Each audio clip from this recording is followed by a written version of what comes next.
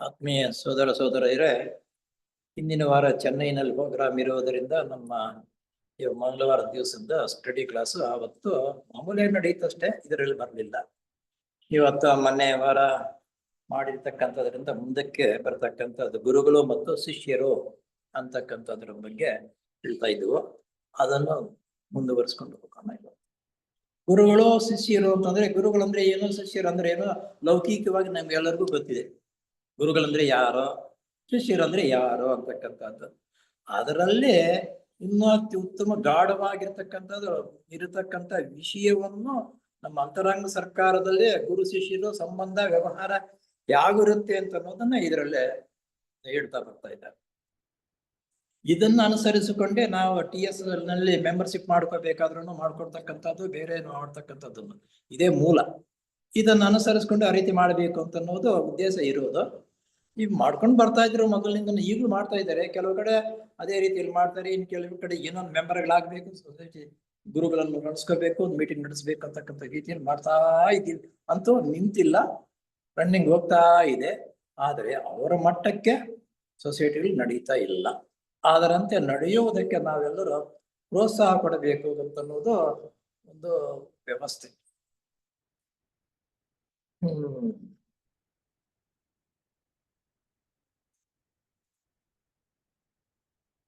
ಗುರುಗಳು ಮತ್ತು ಶಿಷ್ಯರ ಸಂಬಂಧ ಹೇಗಿರುತ್ತಪ್ಪ ಅಂತಂದ್ರೆ ನಮಗೂ ಗೊತ್ತಾಗಲ್ಲ. ಸರಿಯಾಗಿ ಶಿಷ್ಯನಾಗಿರ್ತಕ್ಕಂಥವ್ರ ಹಿನ್ನೆಲೆ ಅವ್ರು ಎಲ್ಲಿರ್ತಾರೆ ಏನು ಅಂತಕ್ಕಂಥ ಪೂರ್ತಿ ಅವರ ಯೋಗಕ್ಷೇಮವನ್ನು ಗುರುಗಳು ಅಬ್ಸರ್ವ್ ಮಾಡ್ತಾನೇ ಇರ್ತಾರೆ. ಯಾಕಪ್ಪ ಅಂದ್ರೆ ಒಂದು ಸಣ್ಣ ಮಗುನ್ ಬಿಟ್ರೆ ಮಗು ಎಲ್ಲಿ ಬಿದ್ದೋಗುತ್ತೋ ಎಲ್ಲಿ ಹೋಗುತ್ತೋ ಏನು ಅಂತ ಹಿಂದ್ಗಡೆನೆ ಅವ್ರ ತಾಯಿ ನೋಡ್ತಾ ಇರ್ತಾಳಲ್ಲ, ಹಾಗೆ ಗುರುಗಳು ಸಮೇತ ಶಿಷ್ಯನ ವ್ಯವಸ್ಥೆಯನ್ನು ನೋಡ್ಕೊಳ್ತಾನೆ ಇರ್ತಾರೆ. ಅದು ಶಿಷ್ಯನಿಗೆ ಗೊತ್ತಾಗಲ್ಲ. ಆ ರೀತಿ ಆಗಬೇಕಾದ್ರೆ ಆ ಶಿಷ್ಯನು ಅಂತಹ ನಿಯಮ ವ್ಯವಸ್ಥೆ ರೀತಿಯಲ್ಲಿ ಜೀವನ ನಡೆಸಿ ಪರರ ಸೇವೆ ಮಾಡ್ತಕ್ಕಂಥ ಸಾಮರ್ಥ್ಯ ಆತನ ತುಂಬಿರಬೇಕು. ಆವಾಗ ಆ ಗುರುಗಳಿಗೆ ಈ ಸಾಮರ್ಥ್ಯಗಳೆಷ್ಟು ನಾವು ಬೆಳೆಸ್ಕೊಂಡಷ್ಟು ಶಿಷ್ಯನು ಗುರುಗಳಿಗೆ ಅಷ್ಟೊಂದು ಹತ್ತಿರವಾಗ್ತಾನೆ. ಅಂತ ಶಿಷ್ಯನ ಯೋಗಕ್ಷೇಮವನ್ನು ಅವರು ನೋಡ್ತಾನೆ ಇರ್ತಾರೆ ಅಂತವ್ರು ನೋಡಿದ್ರು. ಧನ್ಯವಾದ. ಆ ಮಹಾತ್ಮರಿಗೆ ಕರುಣೆ ಸಹಾನುಭೂತಿ ಸಾಕಾದಷ್ಟು ಸಮರ್ಪಕವಾಗಿ ಇರುತ್ತವೆ. ಆದರೆ ಅವರು ತಮ್ಮ ಕಾಲ ಮತ್ತು ಶಕ್ತಿಯನ್ನು ಪೋಲು ಮಾಡಿಕೊಳ್ಳುವುದಕ್ಕೂ ತಮ್ಮ ಉನ್ನತ ಮಟ್ಟದ ಲೋಕ ಕಲ್ಯಾಣ ಕಾರ್ಯಕ್ಕೆ ಅನವಶ್ಯಕವಾಗಿ ಗಮನ ಕೊಡದೆ ತಪ್ಪಿಸುವುದಕ್ಕೂ ಒಪ್ಪುವುದಿಲ್ಲ. ಇಲ್ಲಿ ಗುರುಗಳು ಶಿಷ್ಯರ ಕಡೆ ಹೆಚ್ಚಿನ ಗಮನವನ್ನು ಕೊಡದೇ ಇರುವುದಕ್ಕೆ ಕಾರಣ ಏನು ಅಂತ ಹೇಳ್ತಾರೆ.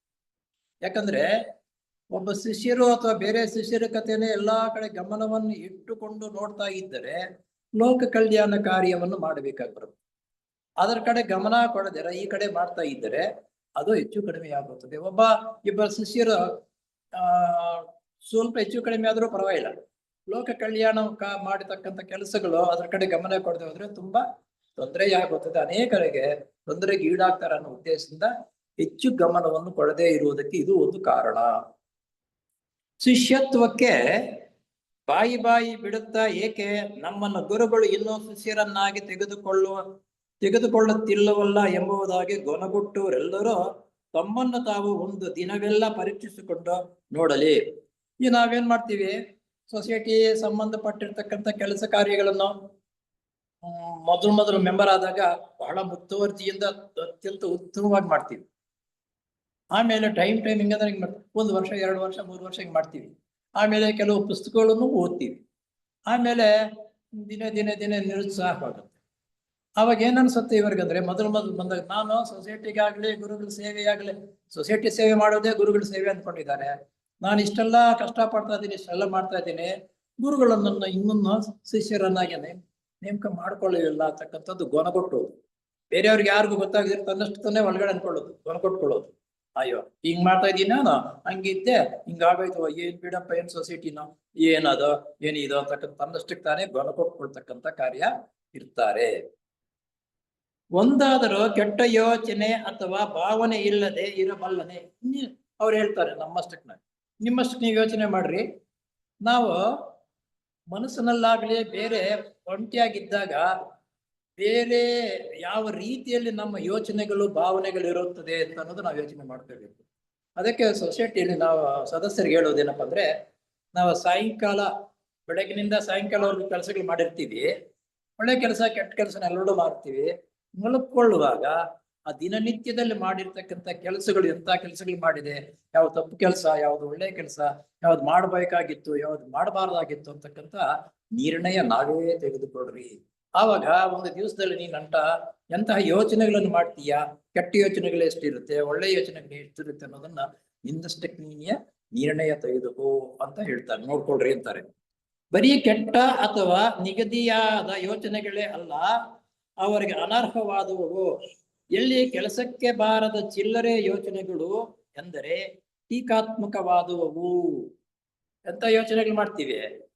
ಟೀಕಾತ್ಮ, ಟೀಕೆ ಮಾಡ್ತಕ್ಕಂಥ ಬೇರೆಯವ್ರ ಮನುಷ್ಯರನ್ನ ಟೀಕೆ ಮಾಡ್ಕೊಳ್ತಕ್ಕಂಥದ್ದು ದೊಡ್ಡ ನಮ್ದು ಹುದ್ದೆ. ಅದೊಂದು ಕೋಪ, ಬರೀ ಟೀಕೆ ಮಾಡೋದೊಂದೇ ಅಲ್ಲ, ಕೋಪ, ಒಬ್ಬರ ಮೇಲೆ ಒಬ್ಬರು ಕೋಪ ಮಾಡ್ಕೊಳ್ತಕ್ಕಂಥದ್ದು ಇಂಥವು ನಮ್ಮಲ್ಲೇ ಇರುತ್ತಿವೆ. ಅಥವಾ ಅಸಹನೆಯಿಂದ ಉತ್ಪನ್ನವಾದರೂ ಕೂಡ ಗುರುಗಳ ಪ್ರಜ್ಞೆಯನ್ನು ಪ್ರವೇಶಿಸುವುದಕ್ಕೆ ಅನರ್ಹವಾದದ್ದು. ಇಲ್ಲಿ ಇವೆಲ್ಲ ನಮ್ಮ ಏನಂದ್ರ ಟೀಕಾತ್ಮಕವಾಗಿರ್ತಕ್ಕಂಥದ್ದು ಕೋಪ, ಅಸಹನೆ, ಇವೆಲ್ಲವೂ ಗುರುಗಳ ಪ್ರಜ್ಞೆ ಪ್ರವೇಶಿಸುವುದಕ್ಕೆ ಅನರ್ಹತೆ. ಅರ್ಹತೆ ಅಲ್ಲ ಅವು, ಗುರುಗಳಿಗೆ ಅನರ್ಹತೆ ಆಗ್ತಕ್ಕಂಥ ಇವೆಲ್ಲವ ನಮ್ಮ ಮನಸ್ಸಿನಲ್ಲಿ, ನಮ್ಮ ಯೋಚನೆಯಲ್ಲಿ, ನಮ್ಮ ಸ್ನೇಹಿತರ ಜೊತೆಗೆ ಈ ರೀತಿ ಹಂಚ್ಕೊಳ್ತಾ ಇರ್ತೀವಿ. ಇಂಥವಿದ್ದಾಗ ಗುರುಗಳಿಗೆ ನಾವು ಶಿಷ್ಯರಾಗುವುದಕ್ಕೆ ಆಗಲ್ಲ, ಅವನು ಅನರ್ಹನಾಗ್ತಾನೆ.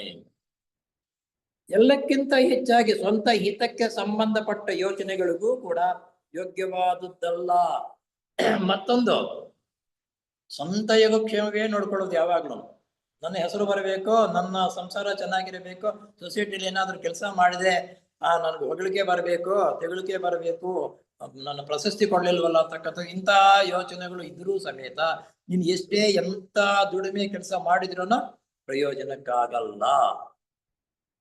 ಈ ರೀತಿ ದೌರ್ಬಲ್ಯಗಳು ಲವಲೇಶವು ಇಲ್ಲದೆ ಸದಾ ಪ್ರಶಾಂತ ಸ್ಥಿತಿಯಲ್ಲಿ ಇರುವಂತಹವರು ಎಷ್ಟು ಜನ ದೊರೆಯುತ್ತಾರೆ. ಇಂಥ ಇವಾಗೆಲ್ಲ ವರ್ಣನೆ ಹೇಳಿದ್ವಲ್ಲ, ಅಂತ ಗುಣಗಳು ಇಲ್ಲದೆ ಇರತಕ್ಕಂಥ ಜನರು ಎಷ್ಟು ಜನ ಇದ್ದಾರೆ, ಎಷ್ಟು ಜನರು ಸಿಗ್ತಾರೆ ಅಂತ ಅನ್ನೋದು ನಮ್ಮಷ್ಟಕ್ಕೆ ನಾವು ಯೋಚನೆ ಮಾಡ್ಬೇಕು. ಅದೇನೋ ಟಾರ್ಚ್ ಲೈಟ್ ಹಾಕಿ ಹುಡುಕ್ಬೇಕಂತ ನೋಡೋ ಹಾಗೆ ಹುಡುಕಿದ್ರೆ ಎಲ್ಲ ಒಂದು 5% ಏನಾದ್ರು ಸಿಗ್ತಾರೆ ಏನೋ ಇವರ ಇದಕ್ಕೆ ತಕ್ಕಂತೆ. ಇಂತಹ ಒತ್ತಾದ ಸಂಬಂಧದ ಮೂಲಕ ಗುರು ಅದ್ಭುತವಾದ ಫಲಿತಾಂಶವನ್ನು ಸಾಧಿಸುತ್ತಾನೆ. ಅದೇನೆಂದರೆ ಶಿಷ್ಯನ ಮನಸ್ಸು ಮತ್ತು ಕಾಮದೇಹಗಳನ್ನು ಸಮರಸಗೊಳಿಸಿ, ಶಿಷ್ಯನ ಮನಸ್ಸು ಮತ್ತು ಕಾಮದೇಹವನ್ನು ಸಮರಸಗೊಳಿಸಿ ಸಮಶ್ರುತಿಯಲ್ಲಿ ಸ್ಪಂದಿಸುವಂತೆ ಮಾಡುತ್ತಾನೆ. ಸ್ವಲ್ಪ ಈ ವ್ಯಕ್ತಿ ಸಾರ್ವಜನಿಕರ ಸೇವೆ ಮಾಡ್ತಕ್ಕಂಥ, ಗುರುಗಳ ಸೇವೆ ಮಾಡ್ತಕ್ಕಂಥ, ಗುರುಗಳ ಸೇವೆ ಅಂತಂದ್ರೆ ಏನು, ಈಶ್ವರನ ಯೋಜನೆ ಇದೆಯಲ್ಲ, ಆ ಯೋಜನೆಗೆ ಸಹಕಾರ ಮಾಡೋದು ಗುರುಗಳ ಸೇವೆ ಅಂತಂದ್ರೆ. ಅಂತ ಮನೋಭಾವನೆ ಇದೆ ಅಂತಂದರೆ ಅವನ ಕಾಮದೇಹ ಮನಸ್ಸನ್ನ ಒಂದುಗೂಡಿಸಿ ಏನ್ ಮಾಡ್ತಾರೆ ಅಂದ್ರೆ, ಗುರುಕುಲ ಪದ್ಧತಿಯಲ್ಲಿ ಹಿಂದೂ ದೇಶದ ಗುರುಗಳು ತಮ್ಮ ಶಿಷ್ಯರನ್ನ ಸದಾ ತಮ್ಮ ಸತ್ಸಂಗದಲ್ಲಿ ವಾಸ ಮಾಡುವಂತೆ ನೋಡಿಕೊಳ್ಳುತ್ತಿದ್ದು ಈ ಉನ್ನತ ಮಟ್ಟದ ಉದ್ದೇಶಕ್ಕಾಗಿಯೇ. ಹಿಂದಿನ ಕಾಲದಲ್ಲಿ ಈಗಿನ ಸರ್ಕಾರಿ ಇದಾಗಲೇ ಪ್ರೈವೇಟ್ ಸ್ಕೂಲ್ಗಳು ಗುರು ಶಿಷ್ಯರ ಅಂತಕ್ಕಂಥದ್ದು ಇರ್ಲಿಲ್ಲ, ಮಠಗಳಿದ್ರೆಲ್ಲ ಅಂದ್ರೆ ಗುರುಗಳು ಗುರುಕುಲ ಅಂತಿತ್ತು. ಅಲ್ಲಿ ಇವನ ಮನಸ್ಸು ಮನೋಭಾವನೆಯನ್ನು ಬೇರೆ ಕಡೆ ಬಿಟ್ರೆ ಚದುರತ್ತೆ, ತನ್ನ ಹತ್ತಿರಾನೇ ಇಟ್ಟುಕೊಂಡು ಊಟದ ವ್ಯವಸ್ಥೆ ಮತ್ತೊಂದು ಮಗದೊಂದು ಎಲ್ಲೂ, ರಾಜನ ಮಗನ ಬಂದ್ರೂ ಅಷ್ಟೇ, ಕೂಲಿ ಕಾರ್ಮಿಕನ ಮಗನ ಬಂದ್ರೂ ಅಷ್ಟೇ, ಒಂದೇ ರೀತಿಯಲ್ಲಿ ಅವರಿಗೆ ತರಬೇತಿಯನ್ನು ಕೊಟ್ಟು ಪ್ರತಿಯೊಬ್ಬರ ಹತ್ರ ಅಲ್ಲಿ ಅವರ ಸೇವೆ ಮಾಡಿಸ್ತಾ ಇದ್ರು, ಕೆಲಸಗಳು ಮಾಡಿಸ್ತಾ ಇದ್ರು. ಅದು ಯಾಕಪ್ಪ ಅಂದ್ರೆ ಗುರುಗಳಿಗೂ ಮತ್ತು ಶಿಷ್ಯನಿಗೂ ಸಂಬಂಧವು ಚೆನ್ನಾಗಿ ಬೆಳೆಯಬೇಕು, ಒಂದಾಗಬೇಕು, ಬೆಳೆಯಬೇಕು ಅನ್ನೋ ಉದ್ದೇಶದಿಂದ ಆ ಗುರುಗಳು ಶಿಷ್ಯರನ್ನು ಹಿಂದಿನ ಕಾಲದಲ್ಲೇ ಮಠಗಳಲ್ಲೇ ಇರಿಸಿಕೊಂಡು ತರಬೇತಿ ಕೊಡ್ತಾ ಇದ್ದರು. ಹುಲಿಮಠ ಅಂತ ಹುಲಿಮಠ, ಹೌದು. ಅವಾಗ ಈಗ ಗುರುಗಳು ತಮ್ಮ ಶಿಷ್ಯರಿಗೆ ವಿಧಾಯಕ ಮಾಡುತ್ತಿದ್ದಂತಹ ಅನುಷ್ಠಾನಗಳು, ವ್ಯಾಸಂಗಗಳು ಅಷ್ಟು ಮುಖ್ಯವಾಗಿರಲಿಲ್ಲ. ಈಗ ವ್ಯಾಸಂಗ ಮಾಡ್ತಕ್ಕಂಥದ್ದು ವಿಧಾಯಕವಾಗಿರ್ತಕ್ಕಂಥದ್ದು ಹೇಳುವುದು, ಪುಸ್ತಕಗಳನ್ನು ಓದಿಸುವುದು ಅಷ್ಟಲ್ಲ. ಅವ್ರೇನಂತಾರೆ, ಮನಸ್ಸು ಆತ್ಮ ವ್ಯವಸ್ಥೆಯನ್ನು ಪರಿವರ್ತನೆ ಆಗೋ ರೀತಿಯಲ್ಲಿ ಅವ್ರು ಹೇಳ್ತಾ ಇದ್ರು. ನಮ್ಮಲ್ಲಿ ಪಾಠದ ಪುಸ್ತಕಗಳು ಅದನ್ನು ಓದು ಇದನ್ನು ಓದಿ ಇರ್ತಕ್ಕಂಥ ನಾಲೆಡ್ಜ್ ಅನ್ನು ಪಡ್ಕೊಡ್ರು ಅಂತ ಈಗ ನಾವು ಹೇಳೋದು. ಆಗಿನ ಗುರುಕುಲಗಳಲ್ಲಿ ಆ ರೀತಿ ಇರಲಿಲ್ಲ. ಏಕೆಂದರೆ ಶಿಷ್ಯನ ಬೆಳವಣಿಗೆಯ ಮುಂದೆ ಸಾಗುತ್ತಿದ್ದಿದ್ದು ಅವರು ತಮ್ಮ ಗುರುಗಳ ಒತ್ತಾದ ಸಂಬಂಧದಿಂದಲೇ ಬಾಳುತ್ತಿದ್ದರಿಂದ ಮೂಲಕವೇ ಎಂದು ಧಾರಾಳವಾಗಿ ಹೇಳಬಹುದು. ಶಿಷ್ಯನ ಹಿಂದಿನ ಕಾಲದಲ್ಲಿ ಅಭಿವೃದ್ಧಿ ಹೊಂದಬೇಕಾದರೆ ಯಾವಾಗಲೂ ಗುರುಗಳ ಸಾನ್ನಿಧ್ಯದಲ್ಲೇ ಇದ್ದುಕೊಂಡು ಅಭಿವೃದ್ಧಿ ಹೊಂದುತ್ತಾ ಇದ್ದ. ಪುಸ್ತಕ ಪ್ರವಚನಗಳಂತಕ್ಕಿಂತ ಮುಖ್ಯವಾಗಿ ಉತ್ತಮ ಗುಣಗಳನ್ನ ನಡೆಸ್ತಕ್ಕಂಥ ನೀತಿ ನಿಯಮ, ಒಂದು ವ್ಯವಸ್ಥೆ, ಒಂದು ಗುರುಕುಲದಲ್ಲಿ ಬೆಳಗ್ಗೆ ಇಷ್ಟೊತ್ತಿಗೆ ಎದ್ದೇಳತಕ್ಕಂಥದ್ದು, ಯಾರಾದರೂ ಸರಿ ಎದ್ದೇಳ್ತಕ್ಕಂಥದ್ದು, ಸನ್ನೀರ್ನ ಸ್ನಾನ ಮಾಡ್ತಕ್ಕಂಥದ್ದು, ತನಗೆ ಬೇಕಾದ ಸಲಕರಣೆಗಳನ್ನು ತಾನೇ ಸ್ವತಃ ತಂದು ಹಾಕ್ತಕ್ಕಂಥದ್ದು. ಕಾಡಿಗೆ ಕಳಿಸಿ ಸೌದೆಯನ್ನ ತರಿಸ್ತಾ ಇದ್ರಂತೆ. ಅವ್ರ ಊಟದ ವ್ಯವಸ್ಥೆಗೆ ಏನೋ ಅವ್ರು ಉತ್ತಮವಾಗಿ ಕೆಲಸ ಮಾಡ್ತಾ ಇದ್ರೆ ಅದಷ್ಟಕ್ಕದೆ ಬಂದೇ ಬರುತ್ತೆ ಅಂತ ನಂಬಿಕೆ ಇತ್ತು ಗುರುಗಳ ಮಠದಲ್ಲಿ. ಆ ರೀತಿ ಸಂಪರ್ಕ ಗುರುಗಳಿಗೂ ಮತ್ತು ಶಿಷ್ಯರಿಗೂ ಆ ರೀತಿ ಸಂಪರ್ಕವನ್ನು ಬೆಳೆಸ್ಕೊಳ್ತಾ ಇದ್ದರು. ಶಿಷ್ಯರುಗಳ ಭಿನ್ನ ಭಿನ್ನ ದೇಹಗಳು ಭಿನ್ನ ಭಿನ್ನ ಶ್ರುತಿ ಮಟ್ಟದಲ್ಲಿ ಸ್ಪಂದಿಸುತ್ತವೆ. ಶಿಷ್ಯರು ಒಬ್ಬೊಬ್ಬರು ಒಂದೊಂದು ರೀತಿಯಲ್ಲಿ ಇರ್ತಾರೆ, ಎಲ್ಲರೂ ಒಂದೇ ರೀತಿಯಲ್ಲಿರಲಿಲ್ಲ. ಒಬ್ಬೊಬ್ಬನ ಭಿನ್ನ ಮತ, ಒಬ್ಬನು ಒಂದು ರೀತಿ ಯೋಚನೆ ಮಾಡಿದ್ರೆ ಇನ್ನೊಬ್ಬನ ಇನ್ನೊಂದು ರೀತಿ. 106 ಒಂದು ಮಠದಲ್ಲಿ ಸುಮಾರು ಒಂದು 50-60 ಜನ ಇದ್ರೆ 50-60 ರಕಾಂಚರವಾಗಿ ಇರ್ತಾರೆ. ಅವ್ರ ಜೀವನ ನಡೆಸ್ತಕ್ಕಂಥದ್ದು, ಅವ್ರ ಮನಸ್ಸಿನ ಪ್ರಭಾವ ರೀತಿ ಇರುತ್ತೆ. ಇವರೆಲ್ಲರ ಪ್ರಭಾವ ಯಾವ ರೀತಿ ಅಂತ ಗುರುಗಳಾಗಿರ್ತಕ್ಕಂಥ ಅನುಸರಿಸಿ ಅವರೆಲ್ಲರನ್ನ ತನ್ನ ಕಡೆಗೆ ಎಳ್ಕೊಳ್ತಕ್ಕಂಥ ಸಾಮರ್ಥ್ಯವನ್ನು ಬೆಳೆಸ್ತಾ ಇದ್ರು. ಇದಕ್ಕೆ ಕಾರಣ ಹೊರಗಿನಿಂದ ಬರುವ ತಾಡನಗಳ ಭಿನ್ನತೆಯೇ ಆಗುತ್ತದೆ. ಯಾಕಪ್ಪ ಅಂದ್ರೆ ಮಠಕ್ಕೆ ಬಂದಾಗ ಶಿಷ್ಯರು ಅವರ ಸಂಪ್ರದಾಯದಲ್ಲಿ, ಅವರ ಮನೆ ಮಠಗಳಲ್ಲಿ ಯಾವ ರೀತಿ ಬೆಳವಣಿಗೆ ಆಗ್ತಾ ಇತ್ತೋ ಅದೇ ಬೆಳವಣಿಗೆಗಳ ಮುಖಾಂತರನೇ ಇಲ್ಲಿ ಬಂದಾಗ ಇರ್ತಾ ಇದ್ರು. ಅವನ್ನೆಲ್ಲ ಹೊರದೂಡಿಸಿ ಉತ್ತಮವಾಗಿರ್ತಕ್ಕಂಥ ಗುಣಗಳನ್ನು ಬೆಳೆಸಬೇಕಾದರೆ ಗುರುಗಳು ಕೆಲವು ದಿವಸ ಅದರ ಬಗ್ಗೆ ಹೇಳಿ, ಕೆಲವು ದಿವಸ ಆದ್ಮೇಲೆ ಶಿಷ್ಯರಿಗೂ ಗುರುಗಳಿಗೂ ನೇರ ಸಂಪರ್ಕವು ಹೊಂದಾಣಿಕೆ ಆಗ್ತಾ ಇತ್ತು. ಬಹುಮುಖ್ಯವಾದ ಶಿಷ್ಯನ ಕರ್ತವ್ಯವು ಇಂತಹ ಗೊಂದಲವನ್ನೆಲ್ಲ ಸಮಶ್ರುತಿಗೊಳಿಸುವುದೇ ಅಲ್ಲದೆ ಚಿಲ್ಲರೆ ಆಸೆಗಳನ್ನು, ಅಭಿರುಚಿಗಳನ್ನು ಸ್ವಾಧೀನಕ್ಕೆ ತೆಗೆದುಕೊಂಡು ಅವುಗಳಲ್ಲಿ ಸಮರಸತೆ ಉಂಟು ಮಾಡುವುದೇ ಆಗಿರುತ್ತದೆ. ಶಿಷ್ಯರಾಗಿರತಕ್ಕಂಥವರು ಚಿಲ್ಲರೆ ಚಿಂತೆಗಳು, ಚಿಕ್ಕ ಮಕ್ಕಳು ಒಬ್ಬೊಬ್ಬರದ್ದು ಒಂದೊಂದು ರೀತಿ ಚಿಂತನೆ ಇರುತ್ತೆ, ಚಿಲ್ಲರೆ ಚಿಂತೆಗಳು ಅಂತಕ್ಕಂಥದ್ದು. ಆ ಚಿಲ್ಲರೆ ಚಿಂತೆಗಳನ್ನ ಸಮದಟ್ಟಾಗಿ ಒಟ್ಟುಗೂಡಿಸಿ ಆ ಮನುಷ್ಯರನ್ನು ಎಲ್ಲರನ್ನ, ಶಿಷ್ಯರನ್ನೆಲ್ಲರನ್ನ ಒಟ್ಟುಗೂಡಿಸಿ ಒಂದು ರೀತಿಯಲ್ಲಿ ಬೆಳವಣಿಗೆ ಮಾಡುವುದಕ್ಕಾಗಿ ಗುರುಗಳು ಆ ರೀತಿ ಅವರಿಗೆ ಉತ್ತೇಜನ ಕೊಡ್ತಾ ಇದ್ದರು. ಇಂತಹ ಕಷ್ಟ ಸಾಧ್ಯವಾದ ಕೆಲಸದಲ್ಲಿ ಜಯಶಾಲಿಯಾಗಬೇಕಾದರೆ ಸಾಧಕನ ತನ್ನ ಇಚ್ಛಾಶಕ್ತಿಯನ್ನು ಪ್ರಯೋಗ ಮಾಡಿ ಒಂದೇ ಸಮನಾಗಿ ದೀರ್ಘಕಾಲ ಶ್ರಮಿಸಬೇಕು. ದೀರ್ಘಕಾಲ ಟ್ರೈನಿಂಗ್ ಕೊಡ್ಬೇಕು. ಈ ರೀತಿ ಒಂದೇ ಸಮನಾಗಿ ಒಂದು ಬಂದಾಗ 1 ತಿಂಗಳು 1-2 ತಿಂಗಳಲ್ಲಿ ಸ್ವಲ್ಪ ಕಷ್ಟವಾಗುತ್ತೆ. ಯಾಕಂದ್ರೆ ಅವ್ರ ಬೆಳವಣಿಗೆ ಆಗಿರ್ತಕ್ಕಂಥದ್ದು ಒಂದು ರೀತಿಯಲ್ಲಿ ಆಗ್ತಕ್ಕಂಥದ್ದು. 1 ತಿಂಗಳು ಒಂದೇ ನಿಯಮಬದ್ಧವಾಗಿ ತರಬೇತಿಯನ್ನು ಕೊಟ್ಟು ವ್ಯವಸ್ಥೆ ಮಾಡಿದಾಗ ಆ ಗುರುಗಳಿಗೂ ಶಿಷ್ಯರಿಗೂ ಸಂಪರ್ಕವು ದಿನೇ ದಿನೇ ಬೆಳವಣಿಗೆ ಆಗುತ್ತೆ. ಆ ರೀತಿ ಬೆಳವಣಿಗೆ ಆದಾಗ ಉತ್ತಮವಾಗಿರತಕ್ಕಂಥ ವ್ಯವಸ್ಥೆ ನಿಯಮ ಹೇಗಿರಬೇಕು ಅಂತಕ್ಕಂಥದ್ದನ್ನು ಹೇಳಿಕೊಟ್ಟಾಗ ಅವರು ಅಭಿವೃದ್ಧಿ ಹೊಂದುತ್ತಾರೆ. ಪ್ರಪಂಚದ ಮಧ್ಯದಲ್ಲಿ ವಾಸ ಮಾಡುತ್ತಿರುವಾಗ ಅಂತಹ ಕಷ್ಟವು ನೂರ್ಮುಡಿಯಾಗಿ ಹೆಚ್ಚುತ್ತದೆ. ಪ್ರಪಂಚದಲ್ಲಿ ಈ ಜನರ ಮಧ್ಯೆ ನಾವು ಜೀವನ ನಡೆಸಬೇಕಾದ್ರೆ ಅಕ್ಕಪಕ್ಕದಲ್ಲಿ ಯಾವ ರೀತಿ ಮಾಡ್ತಾರೋ ಅದೇ ಬುದ್ಧಿನೇ ನಮಗೂ ಬರುವುದು. ಆದ್ದರಿಂದ ಇಂಥವನು ಪ್ರಪಂಚದಲ್ಲಿ ಜನರ ಮಧ್ಯೆ ಜೀವನ ಮಾಡ್ತಾ ಇದ್ರೆ ಅವನ ಮನಸ್ಸಿನಲ್ಲಿ ಏನು ಯೋಚನೆಗಳಿರುತ್ತೋ ಅವು 100ರಷ್ಟು ಬೆಳವಣಿಗೆ ಆಗುತ್ತೆ ಆ ಸಂದರ್ಭಕ್ಕೆ ತಕ್ಕಂತೆ. ಏಕೆಂದರೆ ಒಂದೇ ಸಮನಾಗಿ ಯೋಚನಾ ತರಂಗಗಳು ಮತ್ತು ಉದ್ವೇಗಗಳು ಬಂದು ಅಂತಹ ಸಾಧಕನ ಮೇಲೆ ದಾಳಿ ಮಾಡುತ್ತವೆ. ತನ್ನ ಮನಸ್ಸನ್ನು ಸರಿಯಾಗಿರುತ್ತೆ. ಅದಕ್ಕೆ ನಾವು ಕೆಲಸಕ್ಕೆ ಬಾರದ ಮಾತುಗಳನ್ನು ಗುಡ್ಡರಟೆ ಅಂತಾರೆ. ಇದಕ್ಕೆ ಗುಡ್ಡರಟೆ ಹೊಡೆಯಬಾರದು.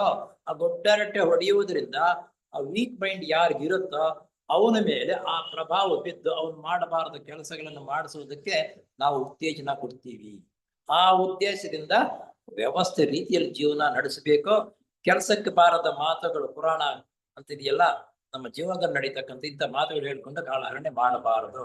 ಒಟ್ಟಾಗಿ ಇದಕ್ಕೆ ಏನ್ ಹೇಳ್ತಾರೆ ಅಂದ್ರೆ ಗುಡ್ಡರಟೆ ಹೊಡೆಯುವುದು ಅಂತ ಅರ್ಥ. ಅದು ಕೆಲಸಕ್ಕೆ ಬಾರದು, ಏನು ಪ್ರಯೋಜನ ಇಲ್ಲ. ಆದ್ರೆ ಆ ಗುಡ್ಡರಟೆ ಮಾತುಗಳು ಮಾತಾಡುವುದು ಹೇಳ್ಕೊಳ್ಳೋದ್ರಿಂದ ಬೇರೆಯವರ ಮೇಲೆ ಪ್ರಭಾವ ಬಿದ್ದು ಅವನ ಮನಸ್ಸು ಹುರಿದುಂಬಿಸಿ ಮಾಡಬಾರದ ಕೆಲಸಗಳನ್ನು ಮಾಡಿಸುವುದಕ್ಕೆ ನಾವು ಉತ್ತೇಜನ ಕೊಟ್ಟಂತ ಆಗುತ್ತದೆ. ಇದೆಲ್ಲವೂ ಬಹಳ ಆಳವಾಗಿರ್ತಕ್ಕಂಥ ವಿಷಯಗಳು. ಸಾಧಾರಣವಾಗಿರ್ತಕ್ಕಂಥ ಮನುಷ್ಯರಿಗೆ ಈ ಆಳವಾಗಿರ್ತಕ್ಕಂಥ ವಿಷಯಗಳು ಗೊತ್ತಾಗಲ್ಲ. ಇದಕ್ಕೆ ಸಂಬಂಧಪಟ್ಟಂತ ಪುಸ್ತಕಗಳು, ಸಂಬಂಧಪಟ್ಟಿರ್ತಕ್ಕಂಥ ಗುರುಗಳು, ಅದರ ನಿಯಮ ಏನಿದೆ ಅಂತ ನಾವು ಅರ್ಥ ಮಾಡಿಕೊಂಡಾಗ ಸರಿಯಾದ ನಿಜನಪ್ಪ ಅಂತ ಅನ್ಸುತ್ತೆ. ಅವುಗಳಿಂದ ವಿಮೋಚನೆ ಪಡೆದು ಸಮಯಕ್ಕೆ ತಕ್ಕ ಪ್ರಯತ್ನ ಕೈಗೊಳ್ಳಲು ಅಂತಹ ಸಾಧಕನಿಗೆ ದುರಸ್ಥವಾಗುತ್ತದೆ. ಆಚೆ ಕಡೆ ಎಲ್ಲೆಲ್ಲೋ ನೋಡಿ, ನಾವು ನಮ್ಮ ಮನೆಗಳಲ್ಲಿ ಓದಿಸ್ತಾ ಇರ್ತೀವಿ. ದೂರ ಹೋಗ್ಬಿಟ್ಟು ಒಂದು ಹಾಸ್ಟೆಲ್ ನಮ್ಮ ಹುಡುಗನ ಬಿಟ್ಬಿಟ್ಟು ಬಂದ್ರೆ ಅವನು ಹೊಂದಾಣಿಕೆ ಆಗಲ್ಲ. ಕೆಲವರು ಓಡಿ ಬಂದ್ಬಿಡ್ತಾರೆ. ಅವರ ಅಪ್ಪ ಎಷ್ಟು ಕಷ್ಟಪಟ್ಟು ಫೀಸ್ ಕಟ್ಟಿದ್ರು ಸರಿ, ಏನ್ ಮಾಡಿದ್ರು ಸರಿ, ಓಡಿ ಬಂದ್ಬಿಡ್ತಾನೆ. ಅನುಭವ ಇದೆ, ಪ್ರತಿಯೊಬ್ಬರಿಗಂತಾದ್ರೂ ಅನುಭವ ಇದೆ. ಆ ರೀತಿ ನಮ್ಮ ಅನುಭವದಲ್ಲಿ ಆಗುತ್ತೆ. ಶಿಷ್ಯರನ್ನ ಗುರುಕುಲದಲ್ಲಿ ಬಿಟ್ಟು ಬಂದ್ರೆ ಅಲ್ಲಿ ಇಲ್ಲ ಆಗದಿರ ವಾಪಸ್ ಹೋಗತಕ್ಕಂಥವ್ರು ಇರ್ತಾರೆ, ಇಲ್ದರೆ ಏನು ಇರಲ್ಲ. ಆದ್ರೆ ಇವರ ಮನೆಗಳಲ್ಲಿ ಬೇರೆ ವಾತಾವರಣದಲ್ಲಿ ಬೆಳವಣಿಗೆ ಆಗಿರತಕ್ಕಂಥವರು ಗುರುಕುಲಕ್ಕೆ ಹೋಗಿ ಆ ಗುರುಗಳೊಂದಿಗೆ ಸಂಬಂಧವನ್ನ ಬೆಳೆಸಿಕೊಂಡು ಉತ್ತಮ ಗುಣಗಳು ಬೆಳೆಸ್ಕೋಬೇಕಾದ್ರೆ ಕೆಲವು ದಿವಸ ಬೇಕಾಗಿ ಬರುತ್ತೆ. ಆದುದರಿಂದಲೇ ಭಾರತ ದೇಶದಲ್ಲೂ ಮತ್ತು ಇತರೆ ಕಡೆಗಳಲ್ಲಿ ಜನರ ತಪಸ್ಸಿಗಾಗಿ ನಿರ್ಜನ ಪ್ರದೇಶಕ್ಕೆ ಹೋಗಿ ವಾಸ ಮಾಡುತ್ತಿದ್ದಿದ್ದು. ಅದಕ್ಕಾಗಿ ನಿರ್ಜನ ಪ್ರದೇಶಕ್ಕೆ ಹೋಗಿ ತಪಸ್ ಮಾಡ್ತಾ ಇದ್ರು. ಯಾಕಂದ್ರೆ ಜನರ ಸಂಪರ್ಕದಲ್ಲಿದ್ದರೆ ನಮ್ಮ ಮನಸ್ಸು ಆ ಕಡೆಗೆ ಇಳಿಯುತ್ತೆ. ಯಾರು ಇಲ್ಲದೆ ಇರತಕ್ಕಂಥ ನಿರ್ಜನವಾಗಿರ್ತಕ್ಕಂಥ ಪ್ರದೇಶಕ್ಕೆ ಹೋಗುತ್ತೆ. ಅದಕ್ಕೆ ದೂರ ಬೆಟ್ಟದಲ್ಲೋ ಅಥವಾ ಗುಡಿಯಲ್ಲೋ ಅಥವಾ ಒಂದು ದೊಡ್ಡ ಮರವಾಗಿ ಇರ್ತಕ್ಕಂಥ ಕಡೆ ತಪಸ್ ಮಾಡ್ತಕ್ಕಂಥದ್ದು ನಮ್ಮವ್ರು ಮಾಡ್ತಾ ಇದ್ದಿದ್ದು. ಅದಕ್ಕಾಗಿ ಹೊರಗಿನಿಂದ ಬರತಕ್ಕ ಅಡಚಣೆಗಳಿಲ್ಲದೆ ತನ್ನ ಅಂತರಂಗಿಕ ಜೀವಿತಕ್ಕೆ ಗಮನ ಕೊಡುವುದಕ್ಕೆ ಸುಲಭವಾಗುತ್ತಿತ್ತು. ಆ ರೀತಿ ಜನರ ಸಂಪರ್ಕವನ್ನ ಬಿಟ್ಟು ದೂರದಲ್ಲಿ ಹೋಗಿ ತನ್ನ ಧ್ಯಾನ ಮಾಡ್ತಕ್ಕಂಥದ್ದು, ಅಧ್ಯಯನ ಮಾಡ್ತಕ್ಕಂಥದ್ದು ಮಾಡಿದಾಗ ತನ್ನ ಬೆಳವಣಿಗೆ ಮಾಡಿಕೊಳ್ಳುವುದಕ್ಕಾಗಿ ಉತ್ತೇಜನ ನಮಗೆ ಅಲ್ಲಿ ಸಿಗುತ್ತೆ. ಯಾಕಂದ್ರೆ ಬೇರೆ ಜನರ ಸಂಪರ್ಕ ಇಲ್ಲದೆ ಇರುವುದರಿಂದ. ಆದರೆ ಯಾವ ಸಾಧಕನಿಗೆ ಯೋಗ ಪಥದಲ್ಲಿ ಮುಂದುವರಿದಂತಹ ಸಾಂಗತ್ಯ ದೊರೆಯುತ್ತಿದೆಯೋ ಅಂತವನಿಗೆ ಇನ್ನೂ ಮೇಲ್ಮಟ್ಟದ ಸೌಲಭ್ಯಗಳು ದೊರೆತಂತೆ ಸರಿ.